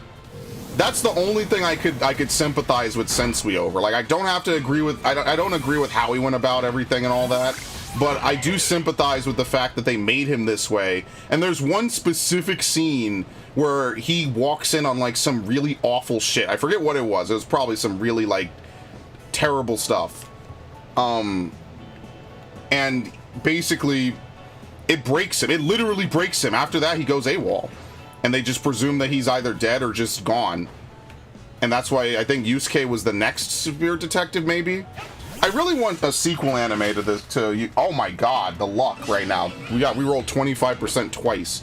I really want a sequel to Yu Yu Hakusho, but I don't want it to spoil anything, you know? Maybe like if Yusuke was older or something. Maybe they have a new character, you know, like that. It's not like a master-mentor type of a deal. But, you know, maybe something like that could be interesting. Again, I don't want him to just start an anime and never finish it. I'd rather he finish Hunter x Hunter and then maybe something. But, you know, these mangaka are old, man. I don't know how old he is specifically, but I don't know. I really want more. I think having an older Yusuke and maybe, like, some of his friends have gone their separate ways and stuff could be cool. Again, I don't want them to force the trope, but yeah. Yeah, he walks in on a bunch of demons, or humans torturing demons. And his whole life he had been taught that, demons only ever torture humans. It was the other way around, and it fucking broke him. It's like the most iconic scene in the anime, that whole arc, is him walking in thinking like, yeah, I'm gonna save the humans. And he walks in, and this dude is mind-fucked. Yeah, I'm remembering this whole arc, dude. Devin's awesome, man. Thank you, Devin. What the hell is that? Ah, okay. What is the alpha here? Is it the Wizcash? I have no idea what the alpha is here. Oh, it's the Bidoof. Okay. I just remember him screaming, and they do some crazy animation for that. Oh, dude, that is... I forgot about... I have to rewatch Yu Yu Hakusho this year. See, usually what I do is I rewatch Megas XLR, or at least the Thanksgiving episode around Thanksgiving, and then I rewatch Yu Yu Hakusho in the new year. I didn't do it this year, I don't think. I watch a couple episodes here or there from time to time, you know, just because it's one of my favorite anime, but... You know, obviously, I need to... I really should, because it's on YouTube. I could just put it on. It's a palate cleanser, you know what I mean? Like, it's just something I do just because I know it, and it's fun. And I really should get back to that, because, honestly, being reminded of that shit was really awesome. That was an arc. That was truly how you break down a hero character. Because in another timeline, he's the main character, for sure. Alright, we'll use you. He's the main character, you know. It's very easy to say that could have happened to any other spirit detective, and it happens to him. Yeah, and he kills everyone in the room. Yeah, that was some crazy shit. I remember watching that when I was young. That shit was dope. You could have anime for kids that is grim and dark and has, like, you know, maybe some interesting deep themes. You know, it was cool.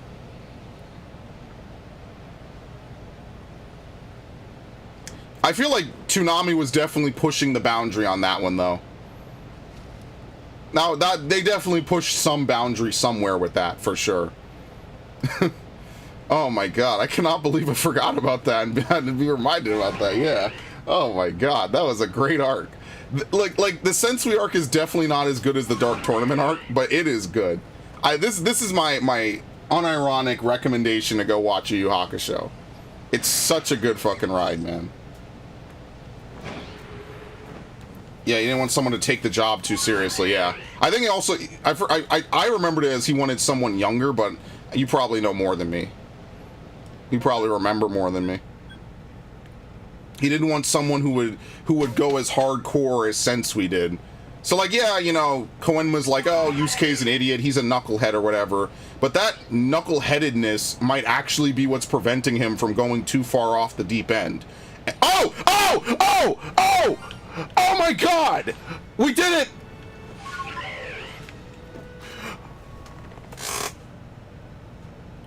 Oh my fucking god!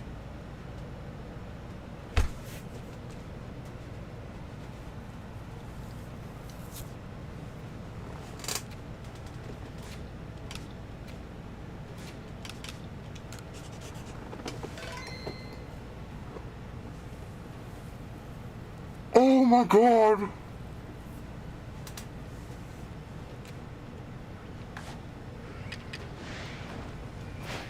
Shit.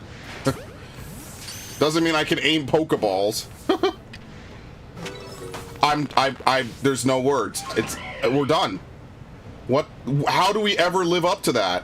This has been the best Arceus stream in a long time. And Arceus streams are usually the best part of my day. Or my week, actually. Holy fuck. Yes! Oh, I've been looking for this shiny for so many streams, you have no idea. I've been looking for this shiny for, like, multiple streams. Like, at least 30 streams I've been looking for this, maybe more. This was one of the earliest... Hold on, we have to talk to this dude. This is one of the earliest shinies that I was looking for in this game. Purple Murkrow, and we finally got it. Wow. Oh my god. I can't believe it. And now let me save now that I caught it too. Wow. Just wow.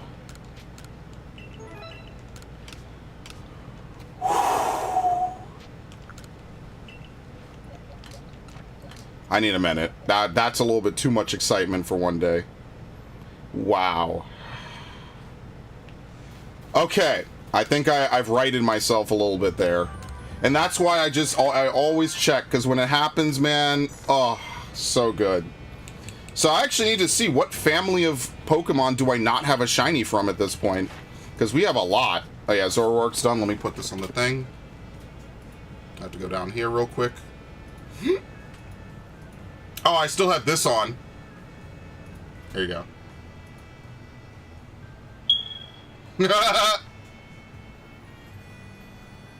Which one is it again? fuck? I don't even use that one anymore. Which one is it? Arceus full dex completion. So we have finished Zoroark. Oh, I didn't loop the video. It stopped playing. Okay, that's fine.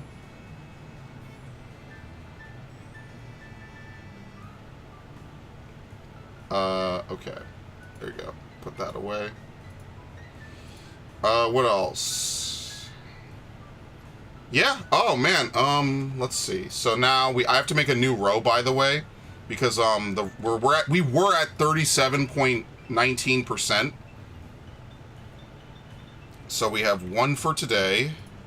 Today is July 29th. So we have 91 Pokemon completed today, which will leave us with 37.6% of the Pokédexes completed, and we are making very good progress. We're actually done with Leafage. We need to use Roost. We need to use Strong Style. So we need to use Strong Style Aerial Ace, basically. Gotcha. Wow. Oh man, sometimes find this and that Eevee. You don't know, man. That shit fucks me up. That is a crazy dopamine hit. Okay. Let's go back and look for Apom. We'll just keep Hippopotas around. We'll level it a little bit, and then we'll just go Bite. Next time, well, I mean, if there's something in the Grasslands, then we'll go there. We need to also defeat this one more time. I'm telling you, once we do, we're gonna complete this Dex. And then once we complete it, it will be the greatest undertaking in Pokemon history. For me, at least. It's gonna be insane. Delete the save data. Drifloon's about to take my soul. Why would I delete it? What happened? Did I glitch my game permanently? That would be insane.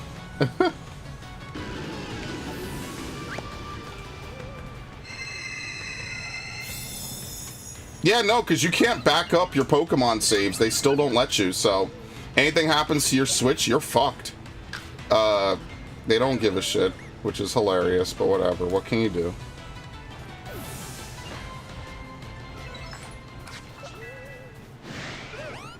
There you go. Just cosplaying intrusive thoughts.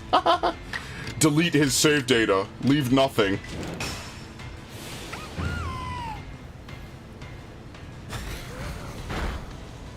Oh my god. Unbelievable. He gets to move twice now.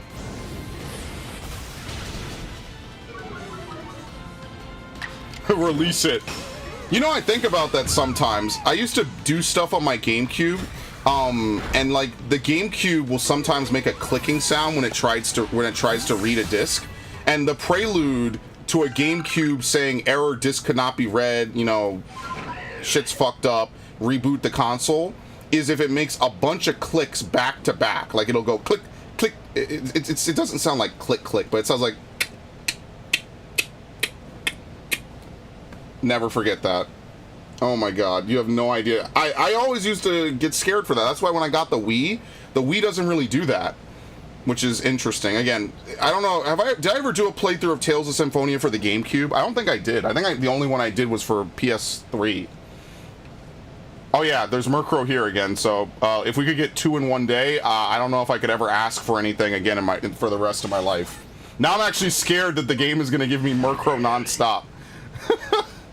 I've been looking for that since at least the start of this year, because remember, that's why what the it's a Combi. Okay, it's not that good. Oh, is it at least a female? Is it at least a female? Please say yes.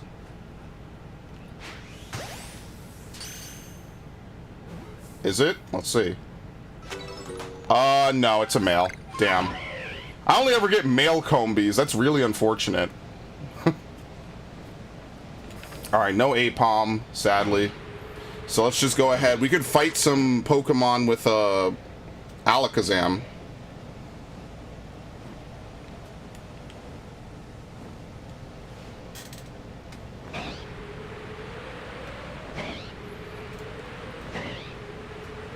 But yeah, I guess you could say I've always kind of liked anime way more than, like, I don't know, all these random TV shows that all these people watch. I call it white woman TV, right? It's like Parks and Rec, The Office, all this stuff. I've almost never seen any episodes of any of these TV shows. That's why I didn't know Chris Pratt was in whatever one he was in. I saw it recently, like a month or two ago. I was like, oh shit, that's the dude, that's Star-Lord. Hilarious. Yeah, I just like anime. It's fun. Nothing takes me back to my childhood quite like anime and video games. So like if I were to pop in Spyro right now, right? Like that would be in and of itself an automatic nostalgia trip, which is funny. I fully believe anime is one of the more untainted forms of enjoyable media. Absolutely. For starters, it's not produced in the West. So by default, it's less tainted. Absolutely. Also, the Japanese just generally don't give a fuck what Americans have to say, for better or for worse. I'm not going to tell you that that's always a good thing, but for better or for worse, the Japanese just say, hey, we make this for ourselves. They don't actually say this, but this is more or less how they operate. They make it for themselves. If you guys like it, cool. And if you don't, suck a dick. Why do they have to, you know, bend the knee to America and the West, where all they do is complain about stuff, and you know, it's just lame. What was I looking at again? A choke. We've defeated 40. We need to see it use bullet punch, strong style, and then evolve it. That's easy. We have to use a Machop. What about Machop actually? While I'm still thinking about it, really quickly. Rock Smash, Strong Style, Evolve, and then Machoke. We have Giga Chad for that, which I will use because someone told me about it, or named it. Unless I get a shiny and I use that, maybe, but that's probably not going to happen. Yo, 386 splash usages. That's hilarious. That's actually the number of Pokemon in Gen 3, right? I'm pretty sure. Alright, what was I doing again? What was I doing? Alakazam. We have to use Recover, which just means we have to get into a fight where we're going to get hit. Yeah, okay, so we'll just keep... Well, Alakazam's going to be our new main Pokemon to use.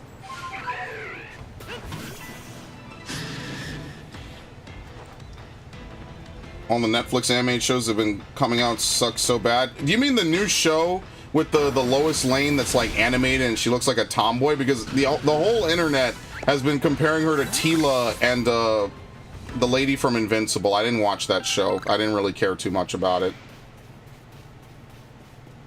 Who am I under attack from? Oh, shit. Where'd you come from? Oh, I have to use Psychic, so I can't fight you.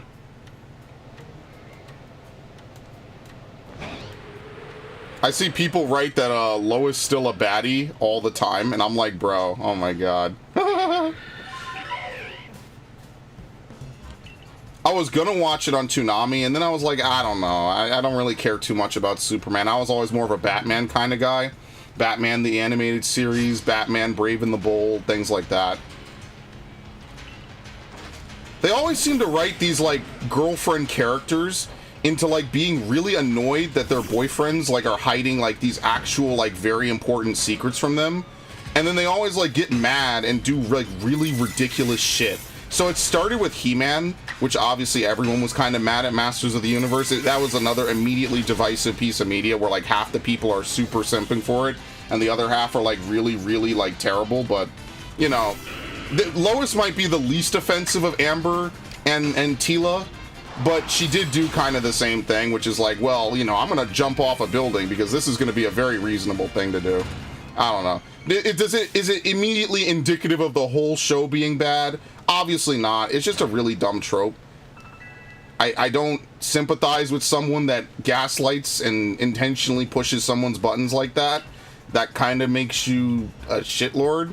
I think He-Man was the worst offender of that, though. Personally, I don't know. I haven't watched Invincible. I know very little about it, other than apparently they changed the entire Amber character for the show. So I can't really say much to that.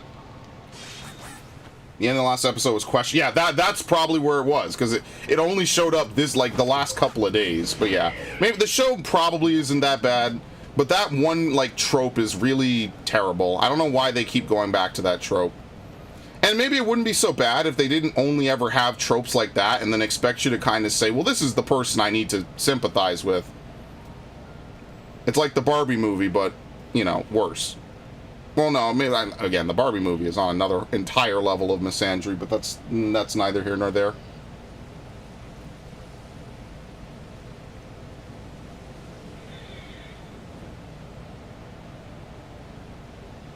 Even the show points it out. I heard the opposite, but again, since I didn't watch it, I can't really say if the show did or didn't do it. Oh, we're not going to be able to check those last two Murkrow, maybe, over here?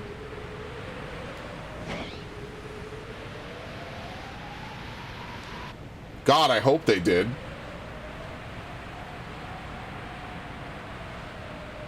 Could you imagine? Wait, where are they again? They're up here. Shit.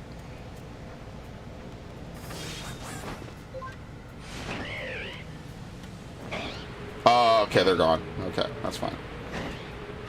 You just jumped off a building. I'm not sure what to think. Yeah, you're fucking crazy. I'm breaking up with you. Because if your bluff was wrong, then you're dead. You've literally committed sewer slide. You're done. I don't know. It's just a really dumb trope. I don't like. Again, He-Man definitely did it the worst. He-Man absolutely did it the worst. I don't like this like modern deconstruction of all the things that people used to like. I think that sometimes you could, you know, poke and do things differently, but like when they have this whole like we need to completely break something down and shit on it and then like reverse it into like, well, He-Man is the asshole for doing it. I don't like that. I feel like that's kind of like, one, not very fair to He-Man, and two, I don't feel like they would have the same energy if we reverse the roles. And I think that's it. Yeah, I haven't watched it, so I don't know. And honestly, if it's not on Toonami tonight, I probably never will, because I'm probably not that interested. That could be the only saving grace, is if it's on Toonami tonight. Because I think they debuted it on Toonami or something. Probably won't. I just know that people rant about Amber all the time, and I find it funny because I'm like, wow, I think this show is just bad in general, or just not interesting in general, I should say. But people talk about it a lot. It's kind of like the new The Boys. It's like the cartoon The Boys. Fucking the other one. What's it called? Oh, I'm gonna take this Star Raptor, by the way. It's like cartoon The Boys, Invincible, a little bit. Not that I like The Boys that much anymore. Like, they put their characters in, what was it? They put them into Call of Duty, actually. I don't know if you saw that, Devin. They put Homelander, Black Noir, and Starlight in fucking Call of Duty because Call of Duty is trying to be Fortnite right now. And, honestly, if I were playing Call of Duty, I'd be more mad that the COD 1 skins did not import into Modern Warfare 2022. That's what I would be more mad at. I'll be like, dude, this is why you never buy skins in any video game, mind you, ever. You never buy skins in any game, especially a game that gets replaced the next year. Why? Because this happens, right? So you spend a whole bunch of money on skins, potentially. Isn't there a Star Raptor that flies around here? Maybe not. Okay, maybe not. I thought there was. No, it's further up, that's right. So you spend all this money on skins for this game, and then like 3 years later they're like, we're just not porting it forward, so fuck it. It's like, but now we live in an era where you could. That should be the infrastructure. Why wouldn't you want to import skins? Like, I don't know. That's why I won't do it. I would never buy skins, ever. Yeah, no, the Twitter discourse around anime is always good. It's always at least entertaining.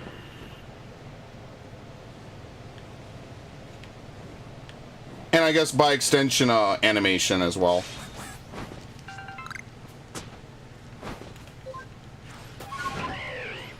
Okay, here we go.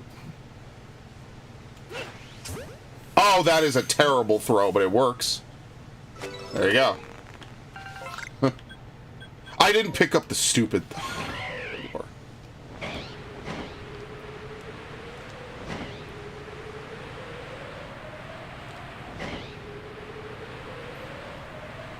I kind of miss Magoozy. I'm not gonna lie, like, Totally Spies being on was just a prelude for me to, like, queue it up so that way I could watch Megas XLR. But yeah, it is what it is. Megas XLR was really good. It's a shame that they can never make more of it. I hate that, man. I love that show. That was the most crazy, off-the-wall show. I don't know.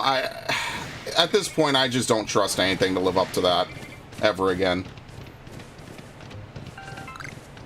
We're never gonna get a show like that. It's really unfortunate. I feel bad for Krastic, I think his name is. I feel bad for George Krastic.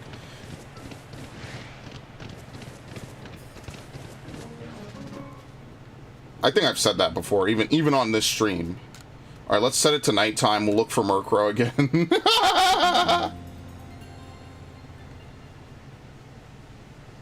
I don't think this resets trees. I'm not really sure how trees work. I think you have to leave the area to reset them. Just like alpha Pokemon. I'm pretty sure you have to completely leave the area to reset them. Yeah, okay.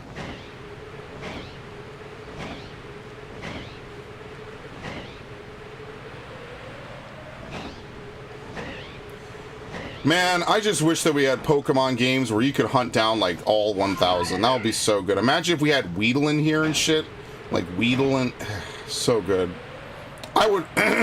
I would stream that shit 3 times a week. I'd stream a goddamn Oh, she's here. I would stream Pokemon 3 times a fucking week, bro. No cap. Dead ass. Yeah, no problem, Devin. I know that Saturdays you do things and you know you have fun, but I appreciate all the good content. This was very good.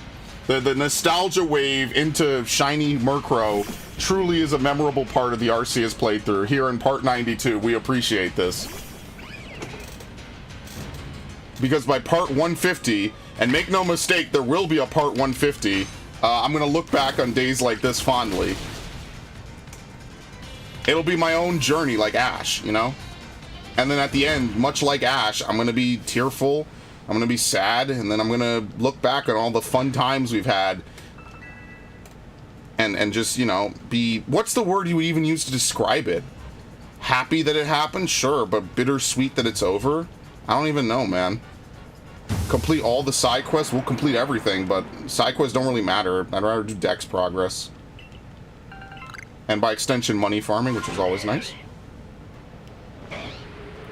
Nothing would make me happier, you know? Finally closing a chapter in my life in a weird way. I don't even know how to describe it. Alright, let's leave. I think there were 2 sisters here, right? I didn't check for the 3rd. I'm not gonna check. It's fine. Could be 3 sisters. Probably not. Oh wait, I didn't check for Murkrow. Shit. Okay, I'll do that. Never mind. Let's not leave. Yeah, we'll go try to max out Dartrix and stuff. Part 150 released 5 years after I passed away from rectal... What? Why rectal cancer specifically? What is going on? And at this rate, part 150 will be next year. So, like, you don't have to actually wait too long, all things considered. It'll be here before you know it. And then someone will be like, wow, you really played 150 streams worth of this game? I'm going to set the record. I'm going for the world record for the most Arceus streamed ever. I don't know how we're going to... Hilarious. I don't know how we're going to calculate that, but I'm going to say that I have the record, even if I don't, and no one's going to be able to stop me because no one's going to take the time to check. I'm going to be the dude that has the record. Oh, well, let's reset and try to catch that. Or no, we could come back. We can come back and do that. Let's come back and do it right away, unless there's something more pressing. Where's all the Murkrow at? Oh, my a lot of junk food can increase. Oh, okay. Yeah, it'll be fine. It'll be only a year or so. Sound like the stupidest?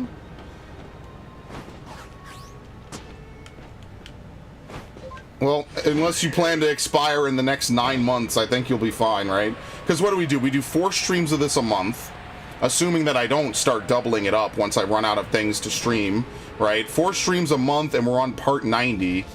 That means that we need 60. That means that's about 15 months. So it's just over a year, actually. I take that back. So by 2025, pretty much what, like early into 2025? March of 2025, technically, right?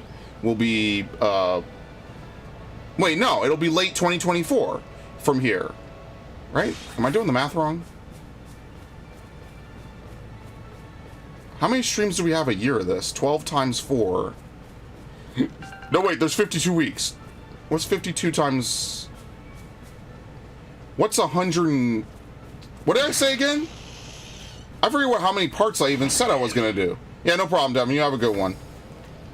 What did we say? Part 150? And we're on 92, right? So if it was 90, it'd be 60, so it would be 58 parts, right? Yeah, just over a year and 8 weeks. Yeah. I forgot that I'm not starting from January. I had to recalculate the whole thing in my head, which is actually kind of funny. Is she here? Yo, we got...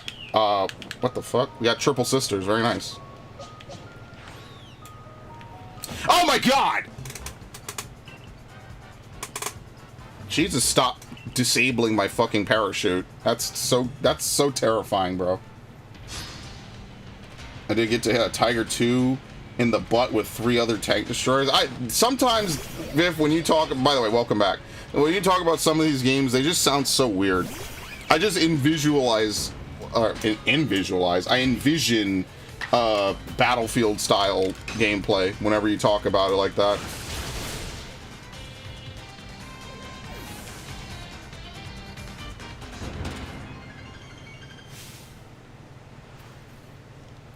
Yeah, eventually I would consider doubling up Arceus with other games. What time is it? Okay. Let's try to knuckle down and just make some prog on things. So let's try Hippopotas. We could try to complete. And, what's the other one I said? Dartrix. Let's try to do Dartrix and Hippopotas. Dartrix shouldn't be too terrible. Hippopotas will probably be easier. We could just go start biting things. Oh yeah, we got 2 shinies actually. We finally got shiny Murkrow, and then we got what's the other one that we got? Combee. A male Combee, that's why. It's not really that great. Kind of wish male Combee even just had like a little evolution or something, right? Like, so they're actually usable. Oh, where the fuck was it? Oh, it's over there. That's why when I saw it, I couldn't believe it was purple. I'm like, is my vision going? Am I losing my beautiful 2020 with contacts? Possibly.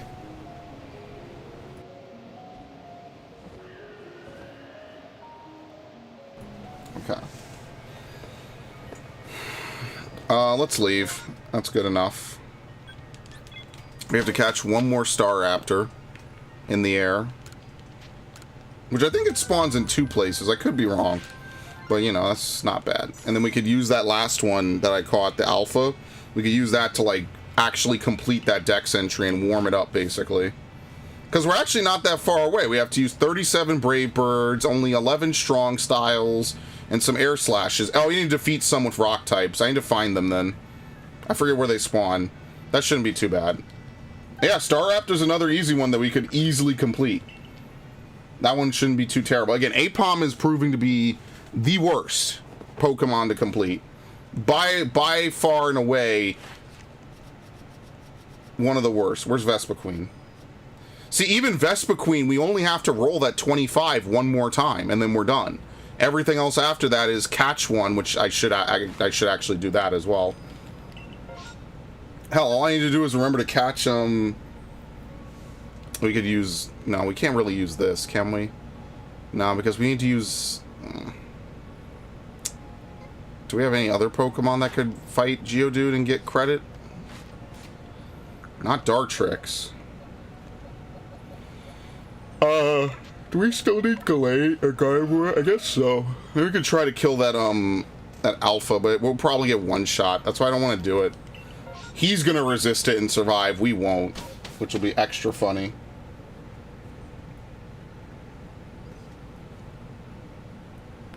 Oh. Ooh.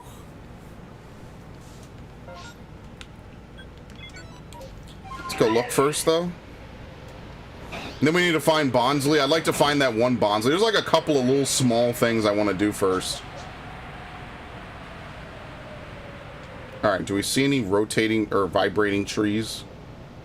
Are the trees vibing?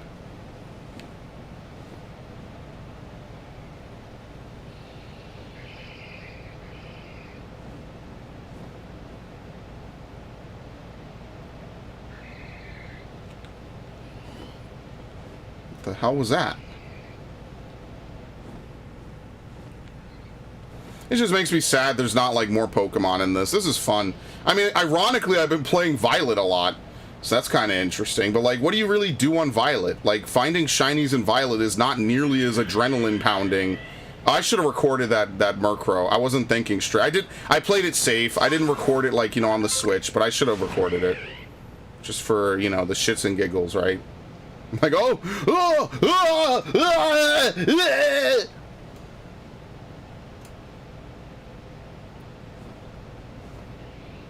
damn, no trees are shaking here.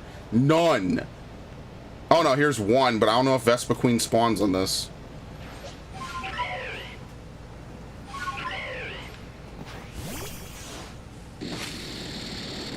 Yeah, it does actually. If Pachirisu spawns, Vespiquen will as well. Alright.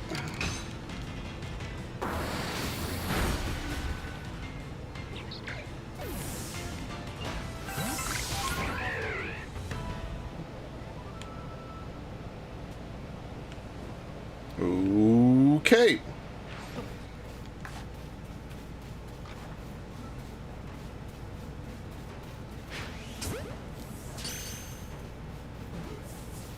Music fading? Yep. Alright.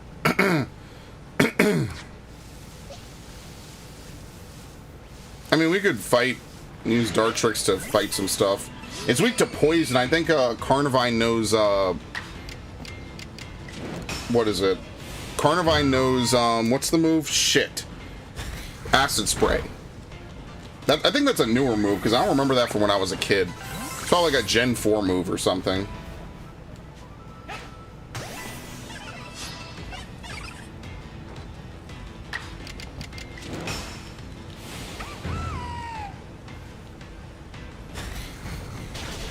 But yeah, I was thinking about playing Gen 7 and, you know, all that stuff. I was remembering all the fun times I had on Gen 7, like when they nerfed Gale Wings and shit. Good times, man. It was a different era. Okay. It was a different era, you know? It was an interesting era for Pokemon. You know, going into that online era, like I said, I talked about this before, probably multiple times in this playthrough at this point. When I used to go on VP and find people to trade Pokemon with. I mean, I could probably do it now. It's not, you know, the wowing factor isn't there as much, I guess, is really what I would say.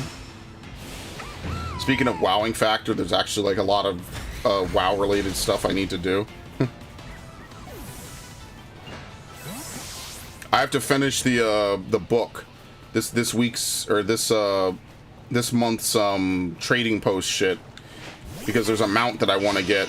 There's actually 2 mounts I want to get. I actually do have to finish that because I don't want to miss out on getting those mounts. One of them is Tyrael's Charger. The other one is the Fire Horse. I forget what it's called. Cindermane Charger. I just want to get both of them. I won't be able to get both of them this month, but I at least want to make sure like I get one and then freeze the other. So I'll probably get the Cindermane and then I'll save Tyrael's Charger and then I'll get that like next month if I can. And hopefully they have a month where I just don't give a shit, so that way I can catch up.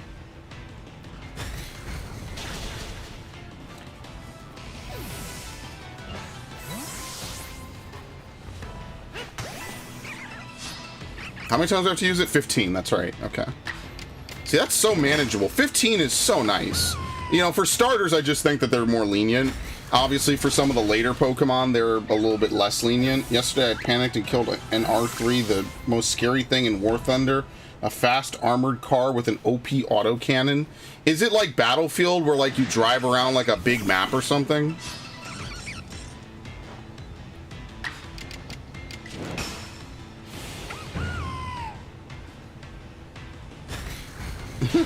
He tackles it. Wait, is this a tree? Yeah, this is good. Yeah, this thing can spawn out of this. Absolutely, yeah.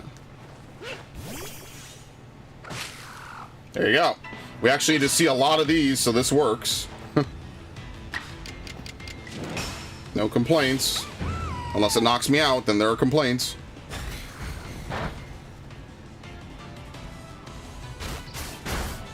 Ow.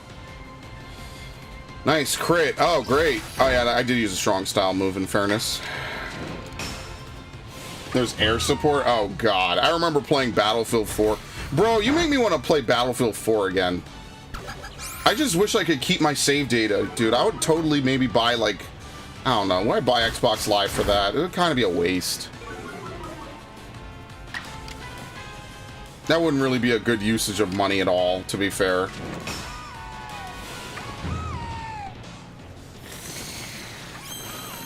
I forget what I was looking it up. How does this work? It was like Battlefield 4 cross progression. Yeah, it doesn't have no plans in the future. This article was probably written ages ago. There's a way to move Battlefield 4 progress from 360 to Xbox One. I mean, like, I could live with that. Oh, I don't think it will. Never mind. Yeah, and people on the Reddit are like, for real, this fucking AAA studio can't do something as simple as this. Yeah, absolutely not. It's EA. Of course not. They couldn't just have it be tied to your EA account, and then it doesn't matter what console you log on. You know, I bitched about this to high heaven. I know, it's annoying. It's very frustrating when you like Battlefield and you want to support it, and they're more interested in making weird-looking fucking characters and shit than having stuff like this. They could, whatever, man. It has cross-generational gameplay.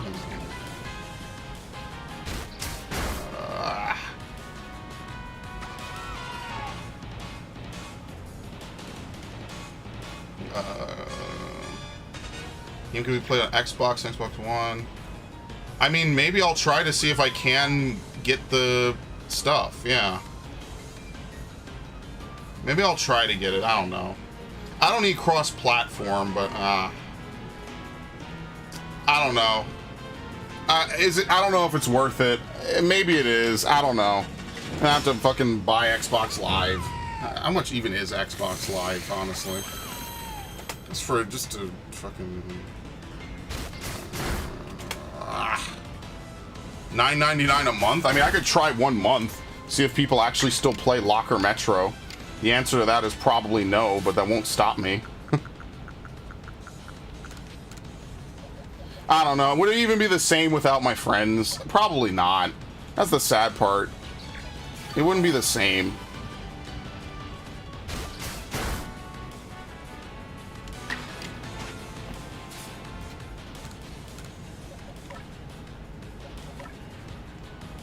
Xbox Gold is going away. What?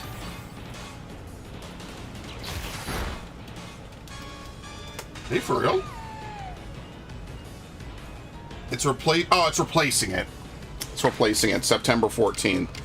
Homie over here had me hype. I'm like, wait, what? We're going to the PlayStation levels now? Yeah, Xbox. Wow, they just announced it. Holy shit. Xbox Live Gold is being replaced and discontinued after 18 years. That's how long it's existed. What the fuck?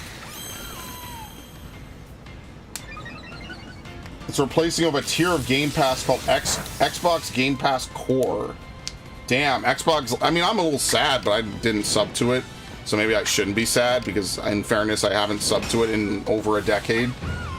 But, you know, saying you got Xbox Live was like a huge thing, you know? Damn. It'll cost the same. Okay, they're just changing it. It doesn't include monthly free games, but it gives you access to some Game Pass titles for free. Okay, whatever, that's fine. Core, console, PC, and Ultimate. I mean, I don't play any of this, to be honest with you. There's not really anything on here I would want to play, except maybe Hellblade. Hellblade, Psychonauts 2. I already have ESO on PC. I guess Fallout 76, right? Maybe Devin would want to watch some of that. I never played Dishonored 2, but I never really cared that much, and I don't really like Fable. I don't really give a shit. That's what I mean, like, most of these games I'm not interested in, but, you know, it's cool, whatever, I don't know. I'm not really in the Xbox ecosystem that much anymore, so not really too much for me to throw on with that.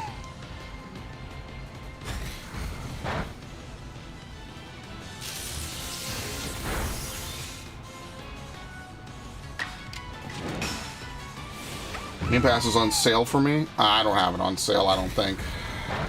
I'm not about to boot up my Xbox to figure it out either. I just really wanted to play Battlefield 4. I mean, ultimately, that's really what it boils down to for me, bro. I just wanted to play Battlefield 4 again. I don't know, Locker Metro I could play by myself, but I mean, like, I won't deny, like, a huge chunk of it was having my friends, Paladin of the Boss and Surgster show up, and we would play it every single fucking, like, weekend, almost. That was really fun. I don't know, maybe I'm just coping and trying to live in the past again, where, you know, we all used to play games, the same game, I should say, right? But, like, I don't know, I just don't like Call of Duty. Like, I don't particularly want to play Call of Duty either. I don't really like it that much. What was I doing again? I have to give food to Pachirisu, okay. Can I find one over here real fast? Yes.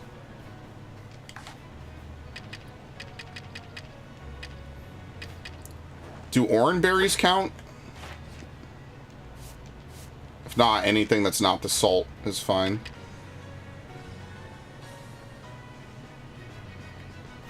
Yep. You don't have to actually feed it its food.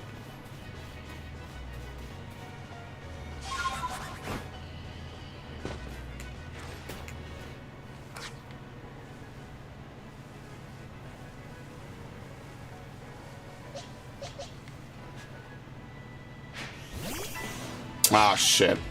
Some Pokemon you can kind of hit from the side. Like, I hit that Combee from the side earlier.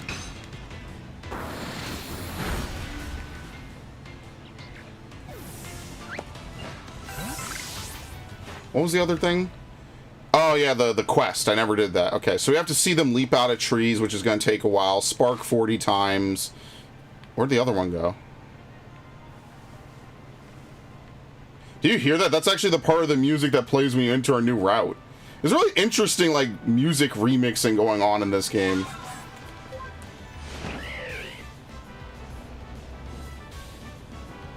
Where the fuck did he go? There were two of them. He completely dipped.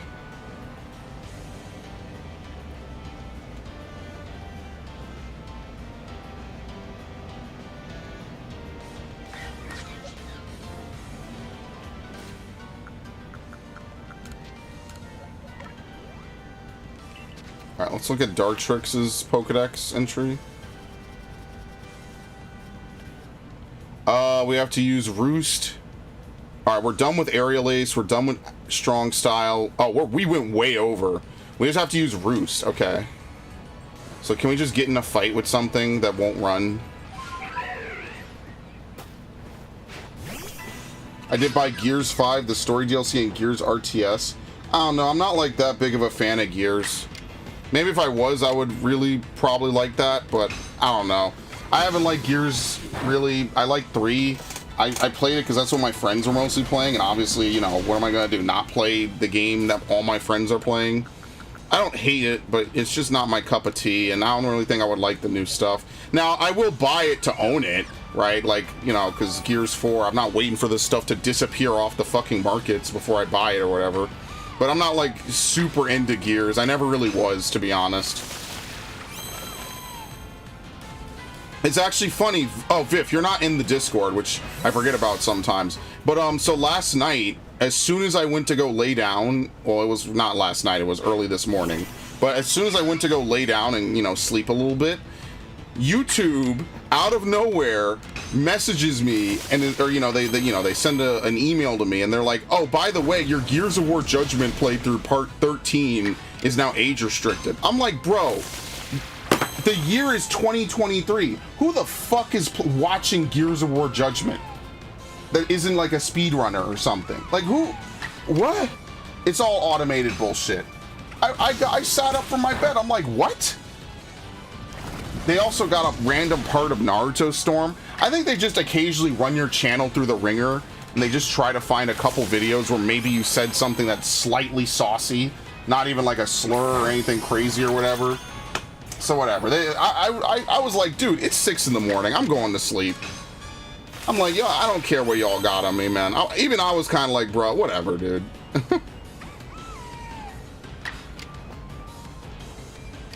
Even I was like done with it. I was like, whatever, it's YouTube being YouTube. As long as it doesn't penalize my account, I don't really care what they do. Whatever. Ain't that serious. Wow, a part of a playthrough I did with like 2 dudes I don't even talk with anymore 10 years ago, over 10 years ago, because that was like a March or April playthrough of 20 whatever. Yeah, that's what got me fucking clapped. I don't care, bro. That's fine. Whatever. As I said, I backed up my channel. I'm gonna make another backup for my channel. It ain't that serious. I'm not like torn up over it. But I'm like, what the fuck? Like, you know, it's automated bullshit. It's all programs and shit running. And again, if you run something through anything enough, you get a weird answer or a weird response.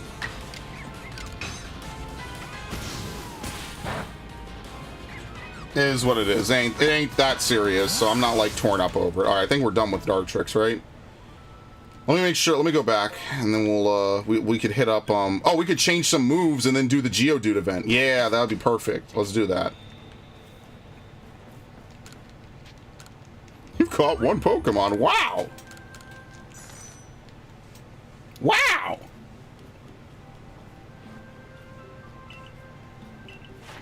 There you go. Dark Tricks is done. Let's update the thing. What was the first Pokemon I completed? I forget. Zoroark. 23. Zoroark. And now Dark Tricks. So we change this to 2. We are now 38% done with the decks. We can also fill this in as being done. Okay, let me plug in my headset. Oh, also down here. Why the 1000 in my name? Because when I first made this Xbox Live account, when I first made my Xbox Live account, my name was originally just because, okay, the way you made accounts on Xbox back in the day is that you could have any named account on your actual console as long as it's local. The minute you take it online or you connect your console online, you're forced to change it, right? If someone else already has the name. So someone else already had the name Spray and Pray. So, because that was my name on Counter-Strike, which again I got from some joke ages ago watching something on the internet. I forget what. And I was really into shooters at this time, right? Counter-Strike got me into shooters hardcore, right? Counter-Strike into Halo, into Half-Life, into stuff like that. And so I said to myself, what am I, what am I gonna do? Because they changed it originally from Spray and Pray to Spraying Praying. And I was like, that's a terrible name. I thought that was awful. So I paid the however much money, $5, $10, $20 to change my name. And I just said, all right, what's a good name? Yeah, Spray and Pray. And I just put 1000. I'm guilty of being the dude with numbers in his name. Oh, well. Would I keep that name today? I guess. Like, do I want to pay to change my name across all my consoles? What am I even known on this? Not really. It's whatever. It is what it is. It's unique. No one else has it on the internet. It's different. I just said, at this point, it's too much work to rebrand my whole YouTube channel and everything. It's not that serious. If this was like a hardcore business, maybe I would do it, but I'm not that serious about it. It's all good. So yeah, that's how I got Spray and Pray, the 1000 in my name, because originally Xbox gave me a worse name and someone else already had Spray and Pray, which makes sense because it's a term, right? It's a gaming term. Maybe not as common as it used to be, but it was a term. So I was just like, all right, sure, whatever. And then obviously, the more I named, things, whatever, it just became something I just had more and more of. Okay, triple arrows. Oh, please don't make me use Brave Bird. Please don't make me use Brave Bird. Please don't make me use Brave Bird. I will be actually salty if you do. Let's see. Maybe I'm wrong. Don't do this to me, please.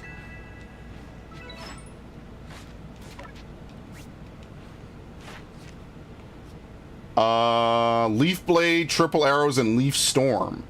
And then Agile and Strong. Okay, cool. Don't have to use Brave Bird. Beautiful. But we have to use 2 leaf moves, which isn't that great either, but whatever. Do I even know Leaf Storm? No. So even as we are right now, I can't even do it. So, did they say Air Slash? No. Which is funny because like you would read a name like mine and you'd say to yourself, or you know, maybe someone would say, oh, he must play a lot of shooters. I don't really play shooters anymore. Even when I was younger, I didn't really play a lot of shooters, to be honest with you. Obviously, because you know the internet wasn't a thing unless you were playing on PC. But you know, even now, it's just like I'm not that into the shooters of today. Maybe someday we'll go back and we'll get more Titanfalls and more Division 1 style games or whatever. But it's just not.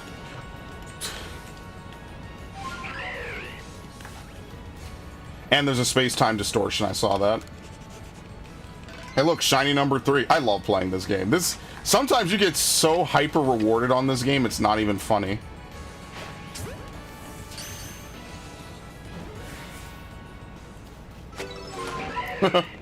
Did we finish Stunky, actually? I think we did, right? Did I? Yeah, I did. Okay.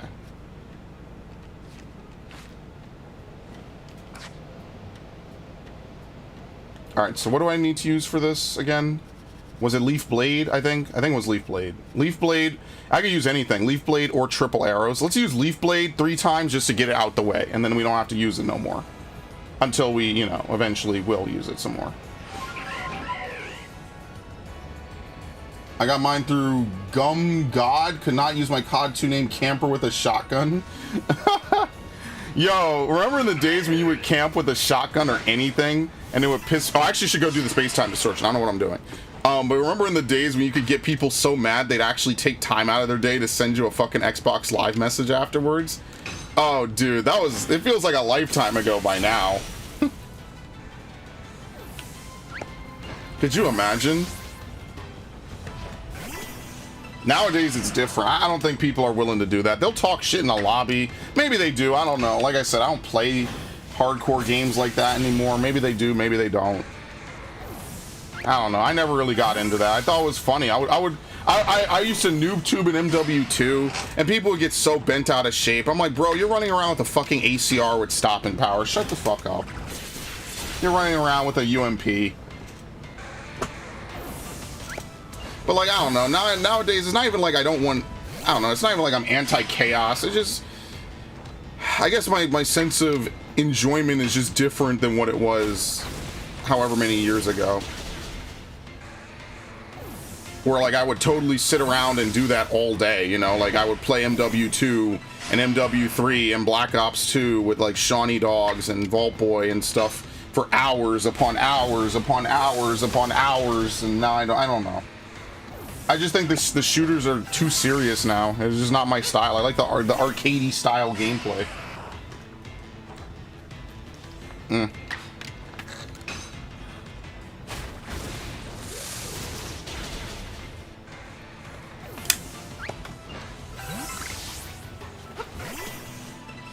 Unfortunately, I can't agile or whatever style these moves, so we're gonna have a lot of extra time to use Decidueye eventually. Which could be fine, because then we could, you know, diversify a little bit. Galade can pick up the slack with some other moves or whatever. Yeah, I don't know. I was really into shooters in my, like, teen years, you know? But I always played, like, RPGs and stuff. I mean, this channel is kind of testament to that. I didn't play everything on the channel back in the day. Oh my god, don't trip me. You know, I always liked Pokemon. I always liked Nintendo games. It's just, with the Wii, I wasn't... The Wii was the only time I really did not play, like, a bunch of Nintendo games, because I just did not like waggling around the Wiimotes. Or is it? Okay, it's actually close, so I should probably get to it. It's actually kind of close. Well, you know it scales really, really, like... bigly. No, it scales a lot, right? So it's all right. We'll be fine. We have to use it 40 times. Then we haven't even learned Leaf Storm, so that's gonna be great. Okay. So Decidueye will take a little bit. We should probably swap in Oshawott. We need to teach it Aqua Jet, Water Pulse, and Slash, which, again, this won't be too terrible, all things considered. We'll also maybe try to finish Hippopotas, and that'll probably be the end of the stream. We have to use Bite. So I guess we go hunt Mr. Mimes or something easy, you know? How many Bugworts did I pick up? What? the fuck? What level are you? 22.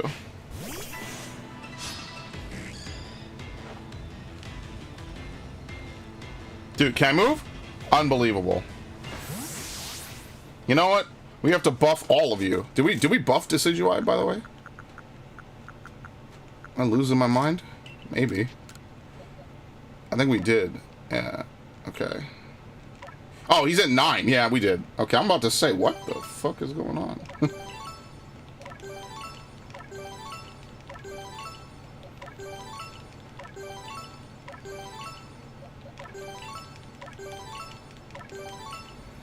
Yeah, you know, way back in 2009, I was playing COD 4 on my Xbox. That was a long time ago, though, to be fair.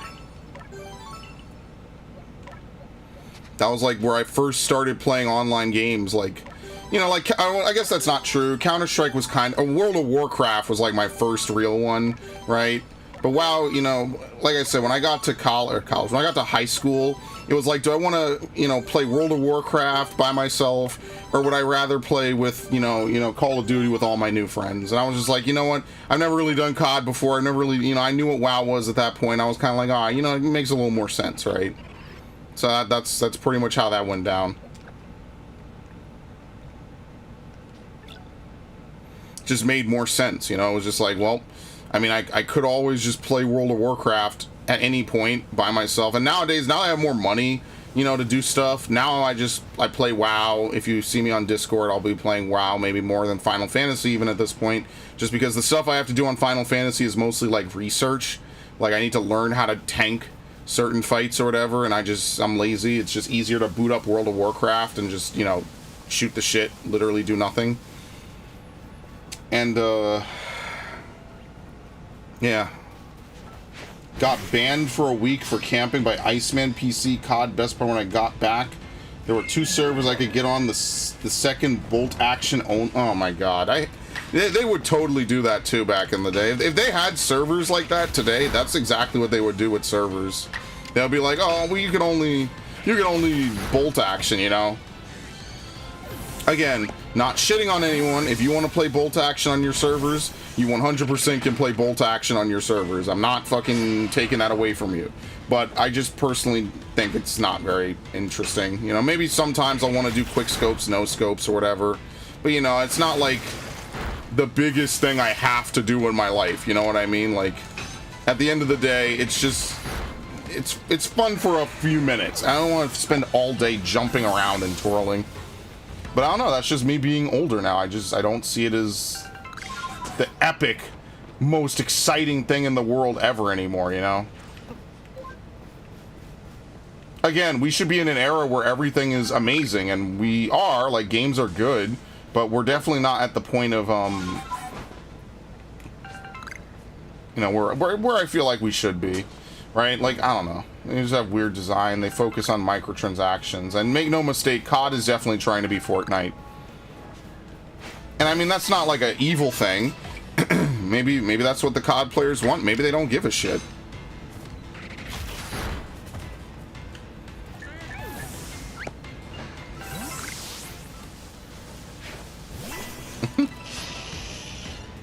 Oh god, this camera. You had to go out of the thing and then back in. That's really funny. Alright, nice miss.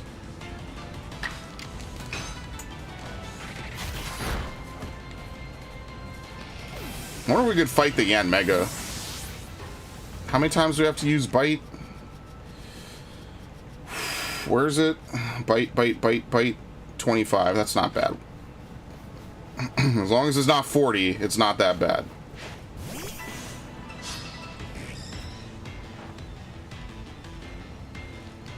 Oh, it's gone. Wow, he got to check 3 times if he wanted to act. That's crazy.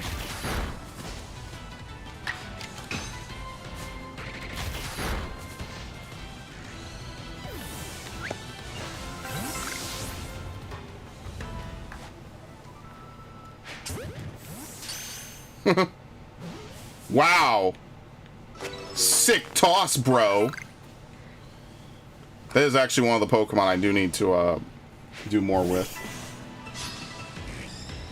I remember ages ago playing on this one guy's surf server, because back when I played Counter-Strike, I was like, oh, you just play Diffuse, or you play, what was the other one?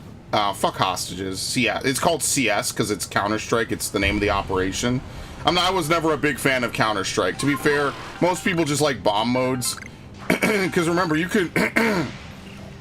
you could shoot the hostage by accident.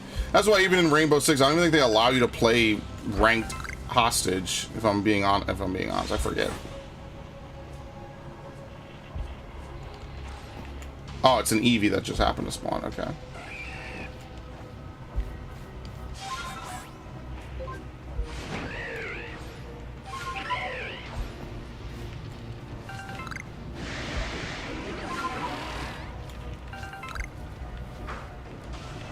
Cyndaquil. What else spawns here? Porygon? I can't remember.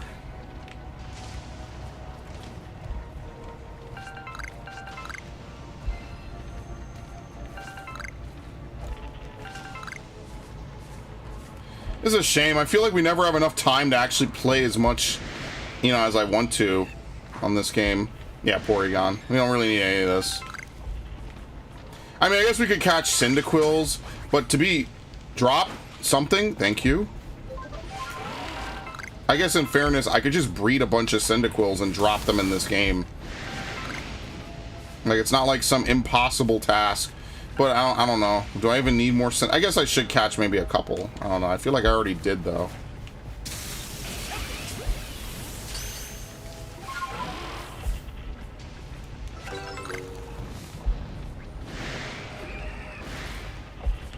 Can the Heracross even get down here? He's gonna beat me through the wall. Yep. That is so ridiculous.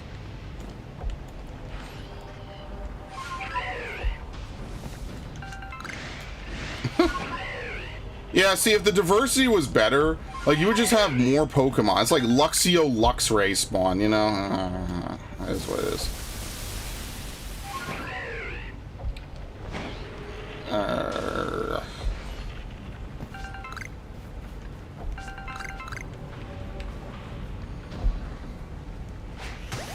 I like that you could just be up here and they can't see you.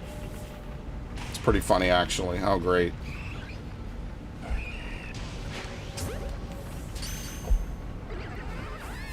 There you go. I mean, this is actually probably the fastest way to make Eevees spawn. Because Eevees will spawn in here a whole bunch.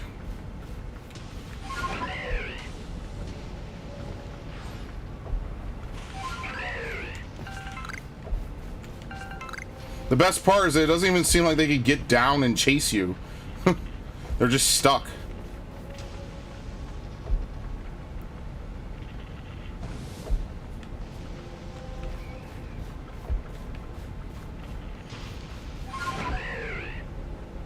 Alright, anything else? Medal of Honor freeze tag was super fun. I thought Hosties was fun. Hosties on Counter-Strike was really fun. Lord knows how long ago I played Hosties. I remember thinking that that shit was the best. Oh, that was crazy funny. You know, dudes doing random stuff, and you know, it was just, again, Counter-Strike Source was alive pretty long. At this point, the game is almost 20 years old, which makes me sad because it means that I know I'm getting older. But, you know, it's just not the same. Yeah, I remember when people would make game mode. Sorry, I missed that earlier. Yeah, people would make their own game mode. Oh, Hosties is basically like, you know, it's kind of like a role play scenario a bit where like the counter terrorists have captured the terrorists. And so basically they make them, it's kind of an honor system a bit. They make them play like mini games. So they'll play like Simon Says. They'll be like, you know, Simon says this person come here, do that or whatever, you know, on weird maps. And the terrorists can go rogue and try to grab guns and kill the counter terrorists. You know, it's like mini games, right? So you're either playing as the terrorist and doing like hopscotch or something, or you know, whatever, or you're playing as the counter terrorist and you sell them else. Simon says do this, Simon says do that. And, you know, I played it. It was cool. It's a lot of setup, obviously. Like, the counter-terrorists have to, you know, it's got to be an honor system, right? You can't just be a dick and kill all the terrorists, because then where's the fun in it, you know? Like, yeah.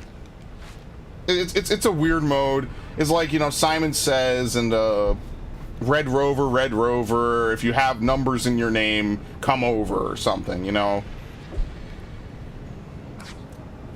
Alright, let me get down. Oh no, we're done. Okay. It's back? What the fuck? Why is it back? That is actually kind of interesting. Oh, shit! What the fuck? That's interesting. I didn't think that they could respawn like that. Okay.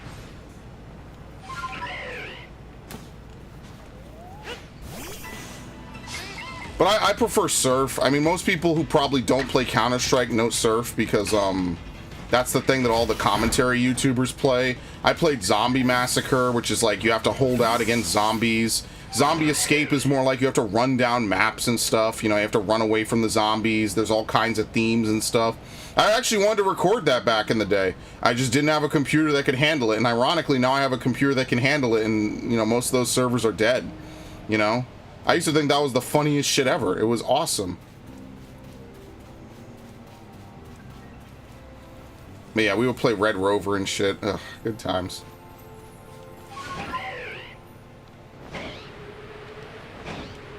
That's what I mean. Like, people would just fuck around on these shooters and they would make their own content.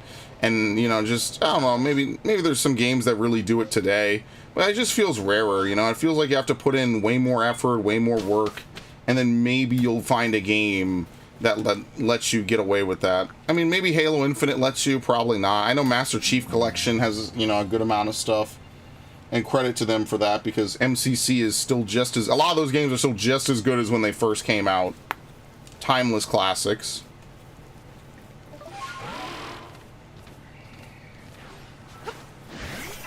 Alright, let's just get some easy bites. And then that way we could get 3 Pokemon today, which is roughly about what we usually get on a serious stream of this game. Obviously, Decidueye is going to take some extra time. So now we can pick out some other Pokemon maybe we have to do some stuff with. We also need to find Curlias. Again, that's going to be kind of annoying. I guess we could go look before we leave here. Yeah, Poison Gas is really low accuracy.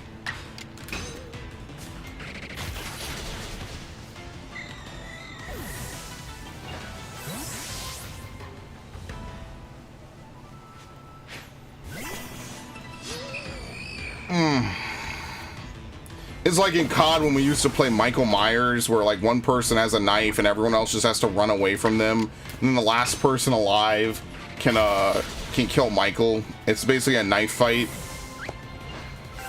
Again, all these weird game modes, they don't really exist anymore, probably. You know, it's shit we used to do in 2009 and shit. Yeah. When you die, you can't respawn, but your team can melt you 2 ways, slow laser or fast by hand. Oh, yeah, so they could, like, pick you up or get you back, but they have to, like, you know, free you somehow. I see. That's interesting.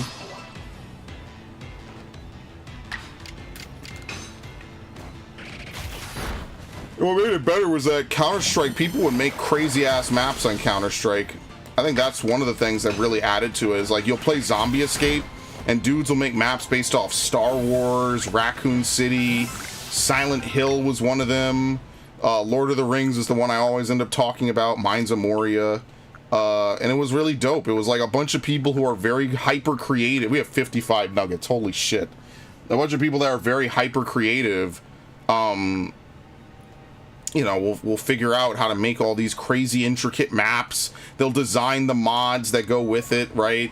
And, you know, that way, you know, you're running around and doing stuff, and it just feels very complete. It feels very customized, you know? Got the Mount Orcon mount. Very nice. Very good. Good work, Ash.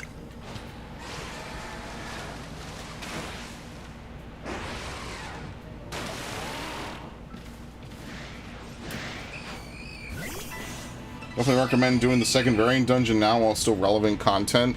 It will always be relevant. I could solo it. Easy.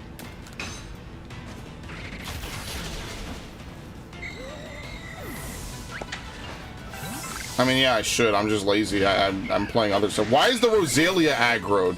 Get the fuck out of here, dude. Run. What?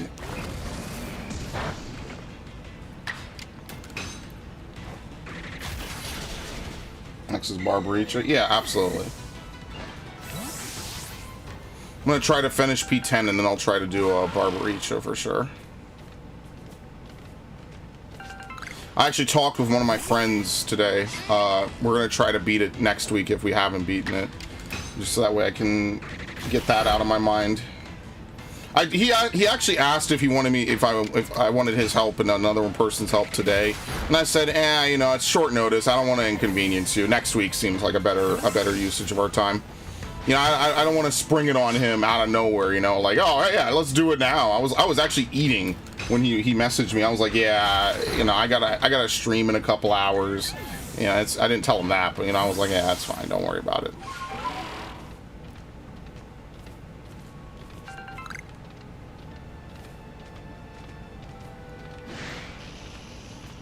Let's see if the sisters are here actually.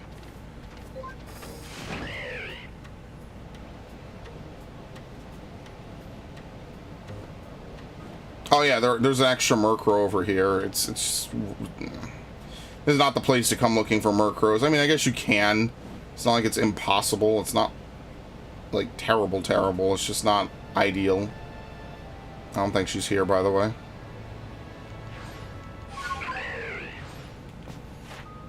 I have to catch more of these without being spotted. That's going to be very fun. I just think that's good. Wow. Okay, never mind. Let's run. I just like that, you know, you can pick certain things in this game. You can just pick a Pokemon to really, like, hone in on. You know what I mean?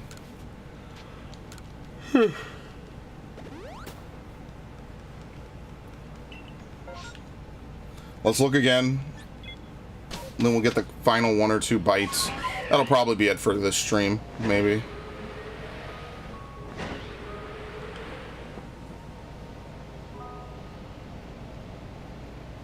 I mean, a good cluster of them spawn. It's just that I think more spawn in Cobalt. And because more spawn in Cobalt, it's just easier, it's just better.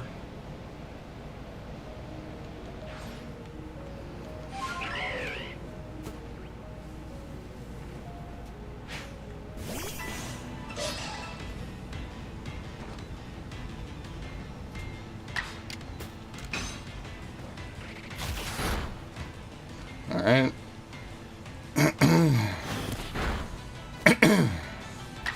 Actually fought back.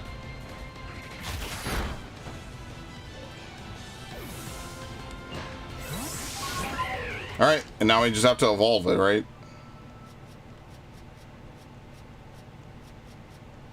Where the fuck is it? Here it is. Yep, now we just evolve it. Okay. Let's evolve it. And that'll be it for today. We'll maybe run around, do a couple things in town first. And then after that, I'll probably be, I'll be peacing out. There you go. Good thing I only used exactly one, because I would have dumped way too many. I knew it was like 30. I thought it was like 35, but yeah, that's good enough.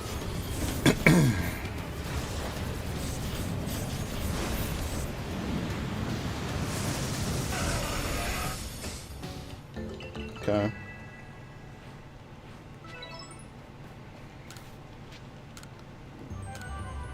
Yeah, very nice. We also got another Stunky.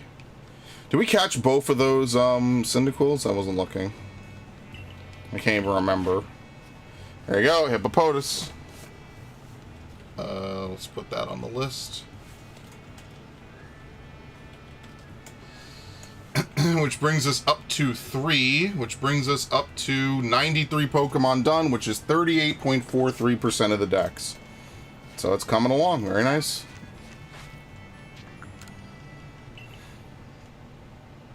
Sell my dust? Yeah, no, hell no. Oh, that was the worst mistake I ever made. I'm never making that one again. Unbelievable how much I set myself back doing that. I mean, now I have a little bit saved up, so now it's not that terrible. You know, I have a decent amount. But I had like 1,000. I had tons of it, and I fucking sold it.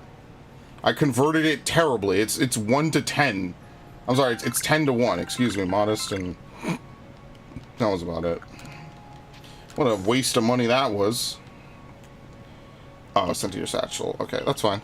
I need to empty out my stuff anyway. Yeah, let's go empty out my stuff. Whoops. Oh, they have a Murkrow event? I gotta do it. That'll be the last thing I do. Could you imagine I get a Murkrow event shiny as well, on top of the incredible luck of today? Oh my god.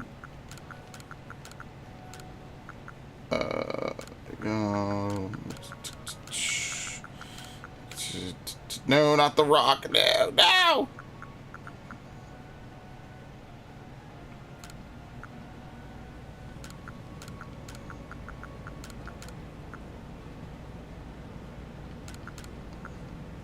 Okay. Alright. I think you can craft on your own, right? Can you? Can you craft on your own in this game?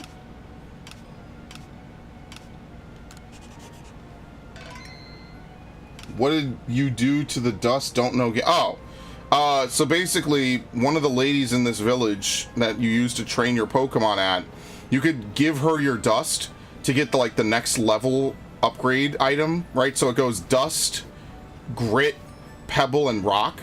You could trade 10 of the lower item to get one of the higher. But what I didn't know is that it forcibly auto-converts every single item you have if you select that option.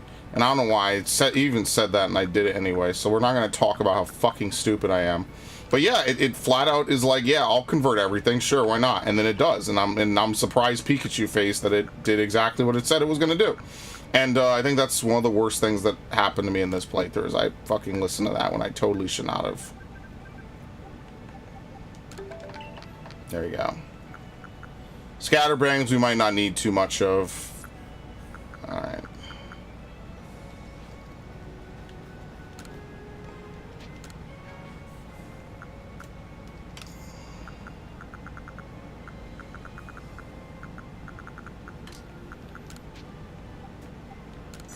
Very nice.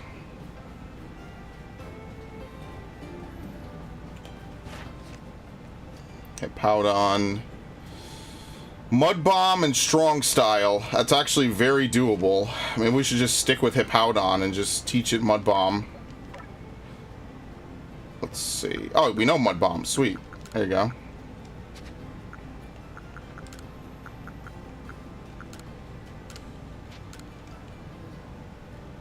So we could actually do Hippowdon next time.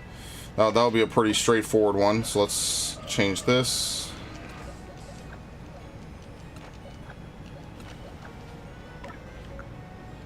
Yep, okay. What else was I gonna do? Yeah, let's do this Murkrow event while we're here. Might as well. No reason not to. Let's just use Weavile. We'll just get it over and done with.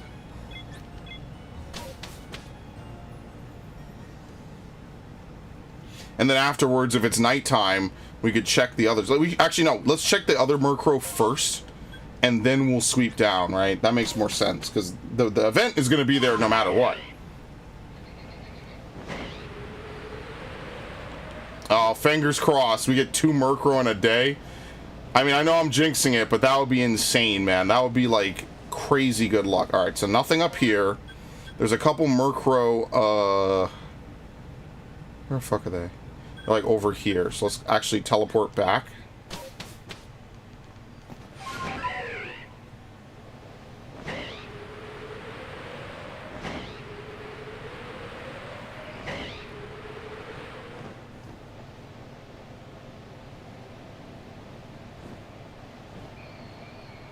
There's one over here. Maybe. All right, so we don't have a random one.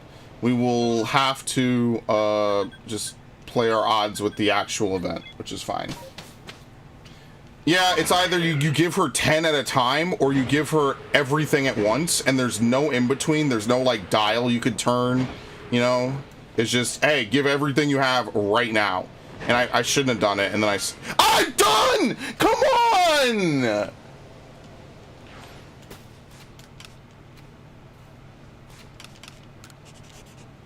Bro. My heart rate. Are you fucking kidding me, dude?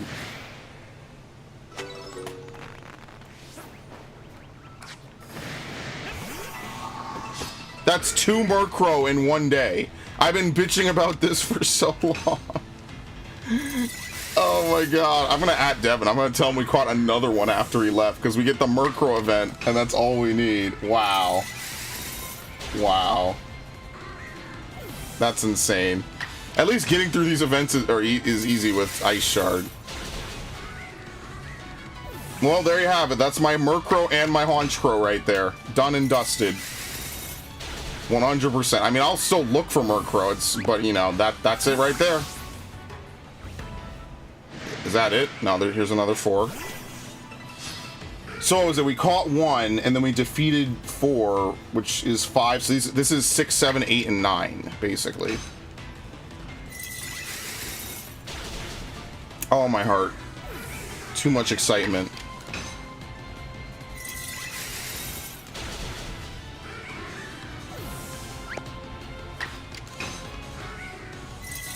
No, that's our 4th shiny of the day. We have a Murkrow, a Combee, a Stunky, and now another Murkrow. That's our 4th shiny of the day.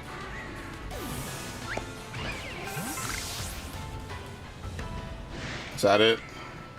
Yeah, 1, 2, 3. Okay. I mean, look, 1 shiny out of anything is already fucking amazing luck. Holy shit. Well, that was the event to do. I mean, while we're here, let's go check on everything else that we need to hit up, right? So, like, the next thing we do is we go over here and we start traveling south, basically. The other thing I should do is I should start prepping a lot of those legendary Pokemon, because I'm going to need to use them, I'm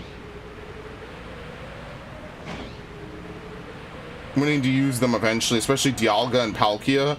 It seems like I don't know, like they say, oh, fight me with them. I don't know if it means just fight me only with them, or fight me with them and other Pokemon. I have no idea. So we'll have to... Oh, here we go. We'll have to see what they actually really mean. Alright. Oh, shit! Vespiquen. Here we go. Beautiful. Mount, build on me. So I'm alone tonight. I'm actually going to go record tonight with Gundam Otaku. So yeah, unfortunately, no. If this wasn't Saturday or Friday, I would do it, but we only have set days that we can actually record. So I do have to try to finish Resident Evil 4 with him.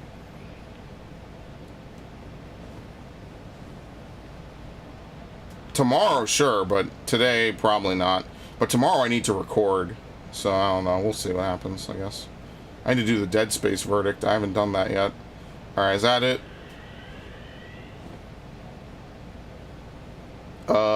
Yep. It's actually, I actually went 15 minutes over what I should have played, but I mean, hey, look, it worked out, right? All right, so that is definitely going to be the end of today's stream. We got a lot done. It's actually kind of intense. So next time around, we keep working on, good Lord. Next time around, we work on, Hippowdon, Alakazam, maybe Decidueye, right? See, that was the last one I needed, so now we actually just have to use Vespiquen, which will be easy, because we have a bunch. Yo, look at the points! Peep the points! Wait, it doesn't go any higher! That's it! Once you hit 9999, that's it! It doesn't go any higher. Holy shit. So someone told me that the points go to 120,000. I guess that's just a rough approximation from calculating it, because here you actually can't see it go any higher once you. So that's actually funny. If you do we've done what, 38% of the Pokedex, and that fills up everything, or at least completed. I guess that's maybe not like a fair metric, but you know what I mean, right? Like, you do the vast majority of the stuff in the Pokedex, and there's not even enough space in the Pokedex for it. You know what I mean? Like, wow. Okay. Alright. Where was the Combee, by the way? Where the fuck did it go? The shiny one.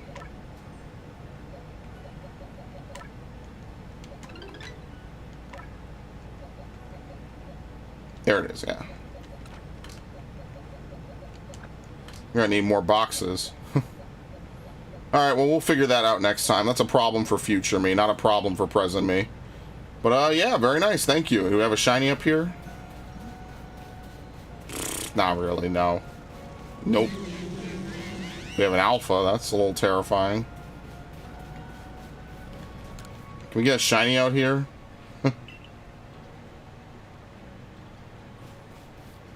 Big, yeah, there we go. Yo, we got 4 shinies out. Wow, look at that. Damn, quite the pairing. Look at that, we have normal Geodude and shiny Geodude. That's actually really cool that we have them side by side like that. That's probably really rare to get. Let's see if we can get some more really quickly. I know I'm messing around, but yeah. Anyway, well, I have to go record. Look at that, blue Ponyta, green shiny Carnivine. Damn, and then we just get non-stop shinies. That's how many Pokemon I have, specifically shinies. Look at that. Look at how beautiful this thing is. It's an amazing Pokemon. That is a really good shiny. Okay, I'm done now. Okay, very nice. Thank you all. I hope you guys have a wonderful, wonderful evening. Let me see if I can freeze OBS. Could someone have all shinies? Yes. Well, okay, no. There's certain Pokemon that are what's called shiny locked, meaning that they are unable to be acquired legitimately in the game shiny. So the answer to that is no. But every Pokemon does have a shiny, but whether or not it's legitimately obtainable is another question entirely. In this game, I think everything but the legendaries and the mythics can be shiny. So yeah, you can't get multiple legendaries in this game either, so they lock them. Your starter Pokemon also are locked and cannot be shiny, and certain other Pokemon probably are locked as well. Alright, thank you all. You all have a good night. Amazing day, dude. Double fucking Murkrow. So good. I'm happy. Thank you all. Y'all have a good one.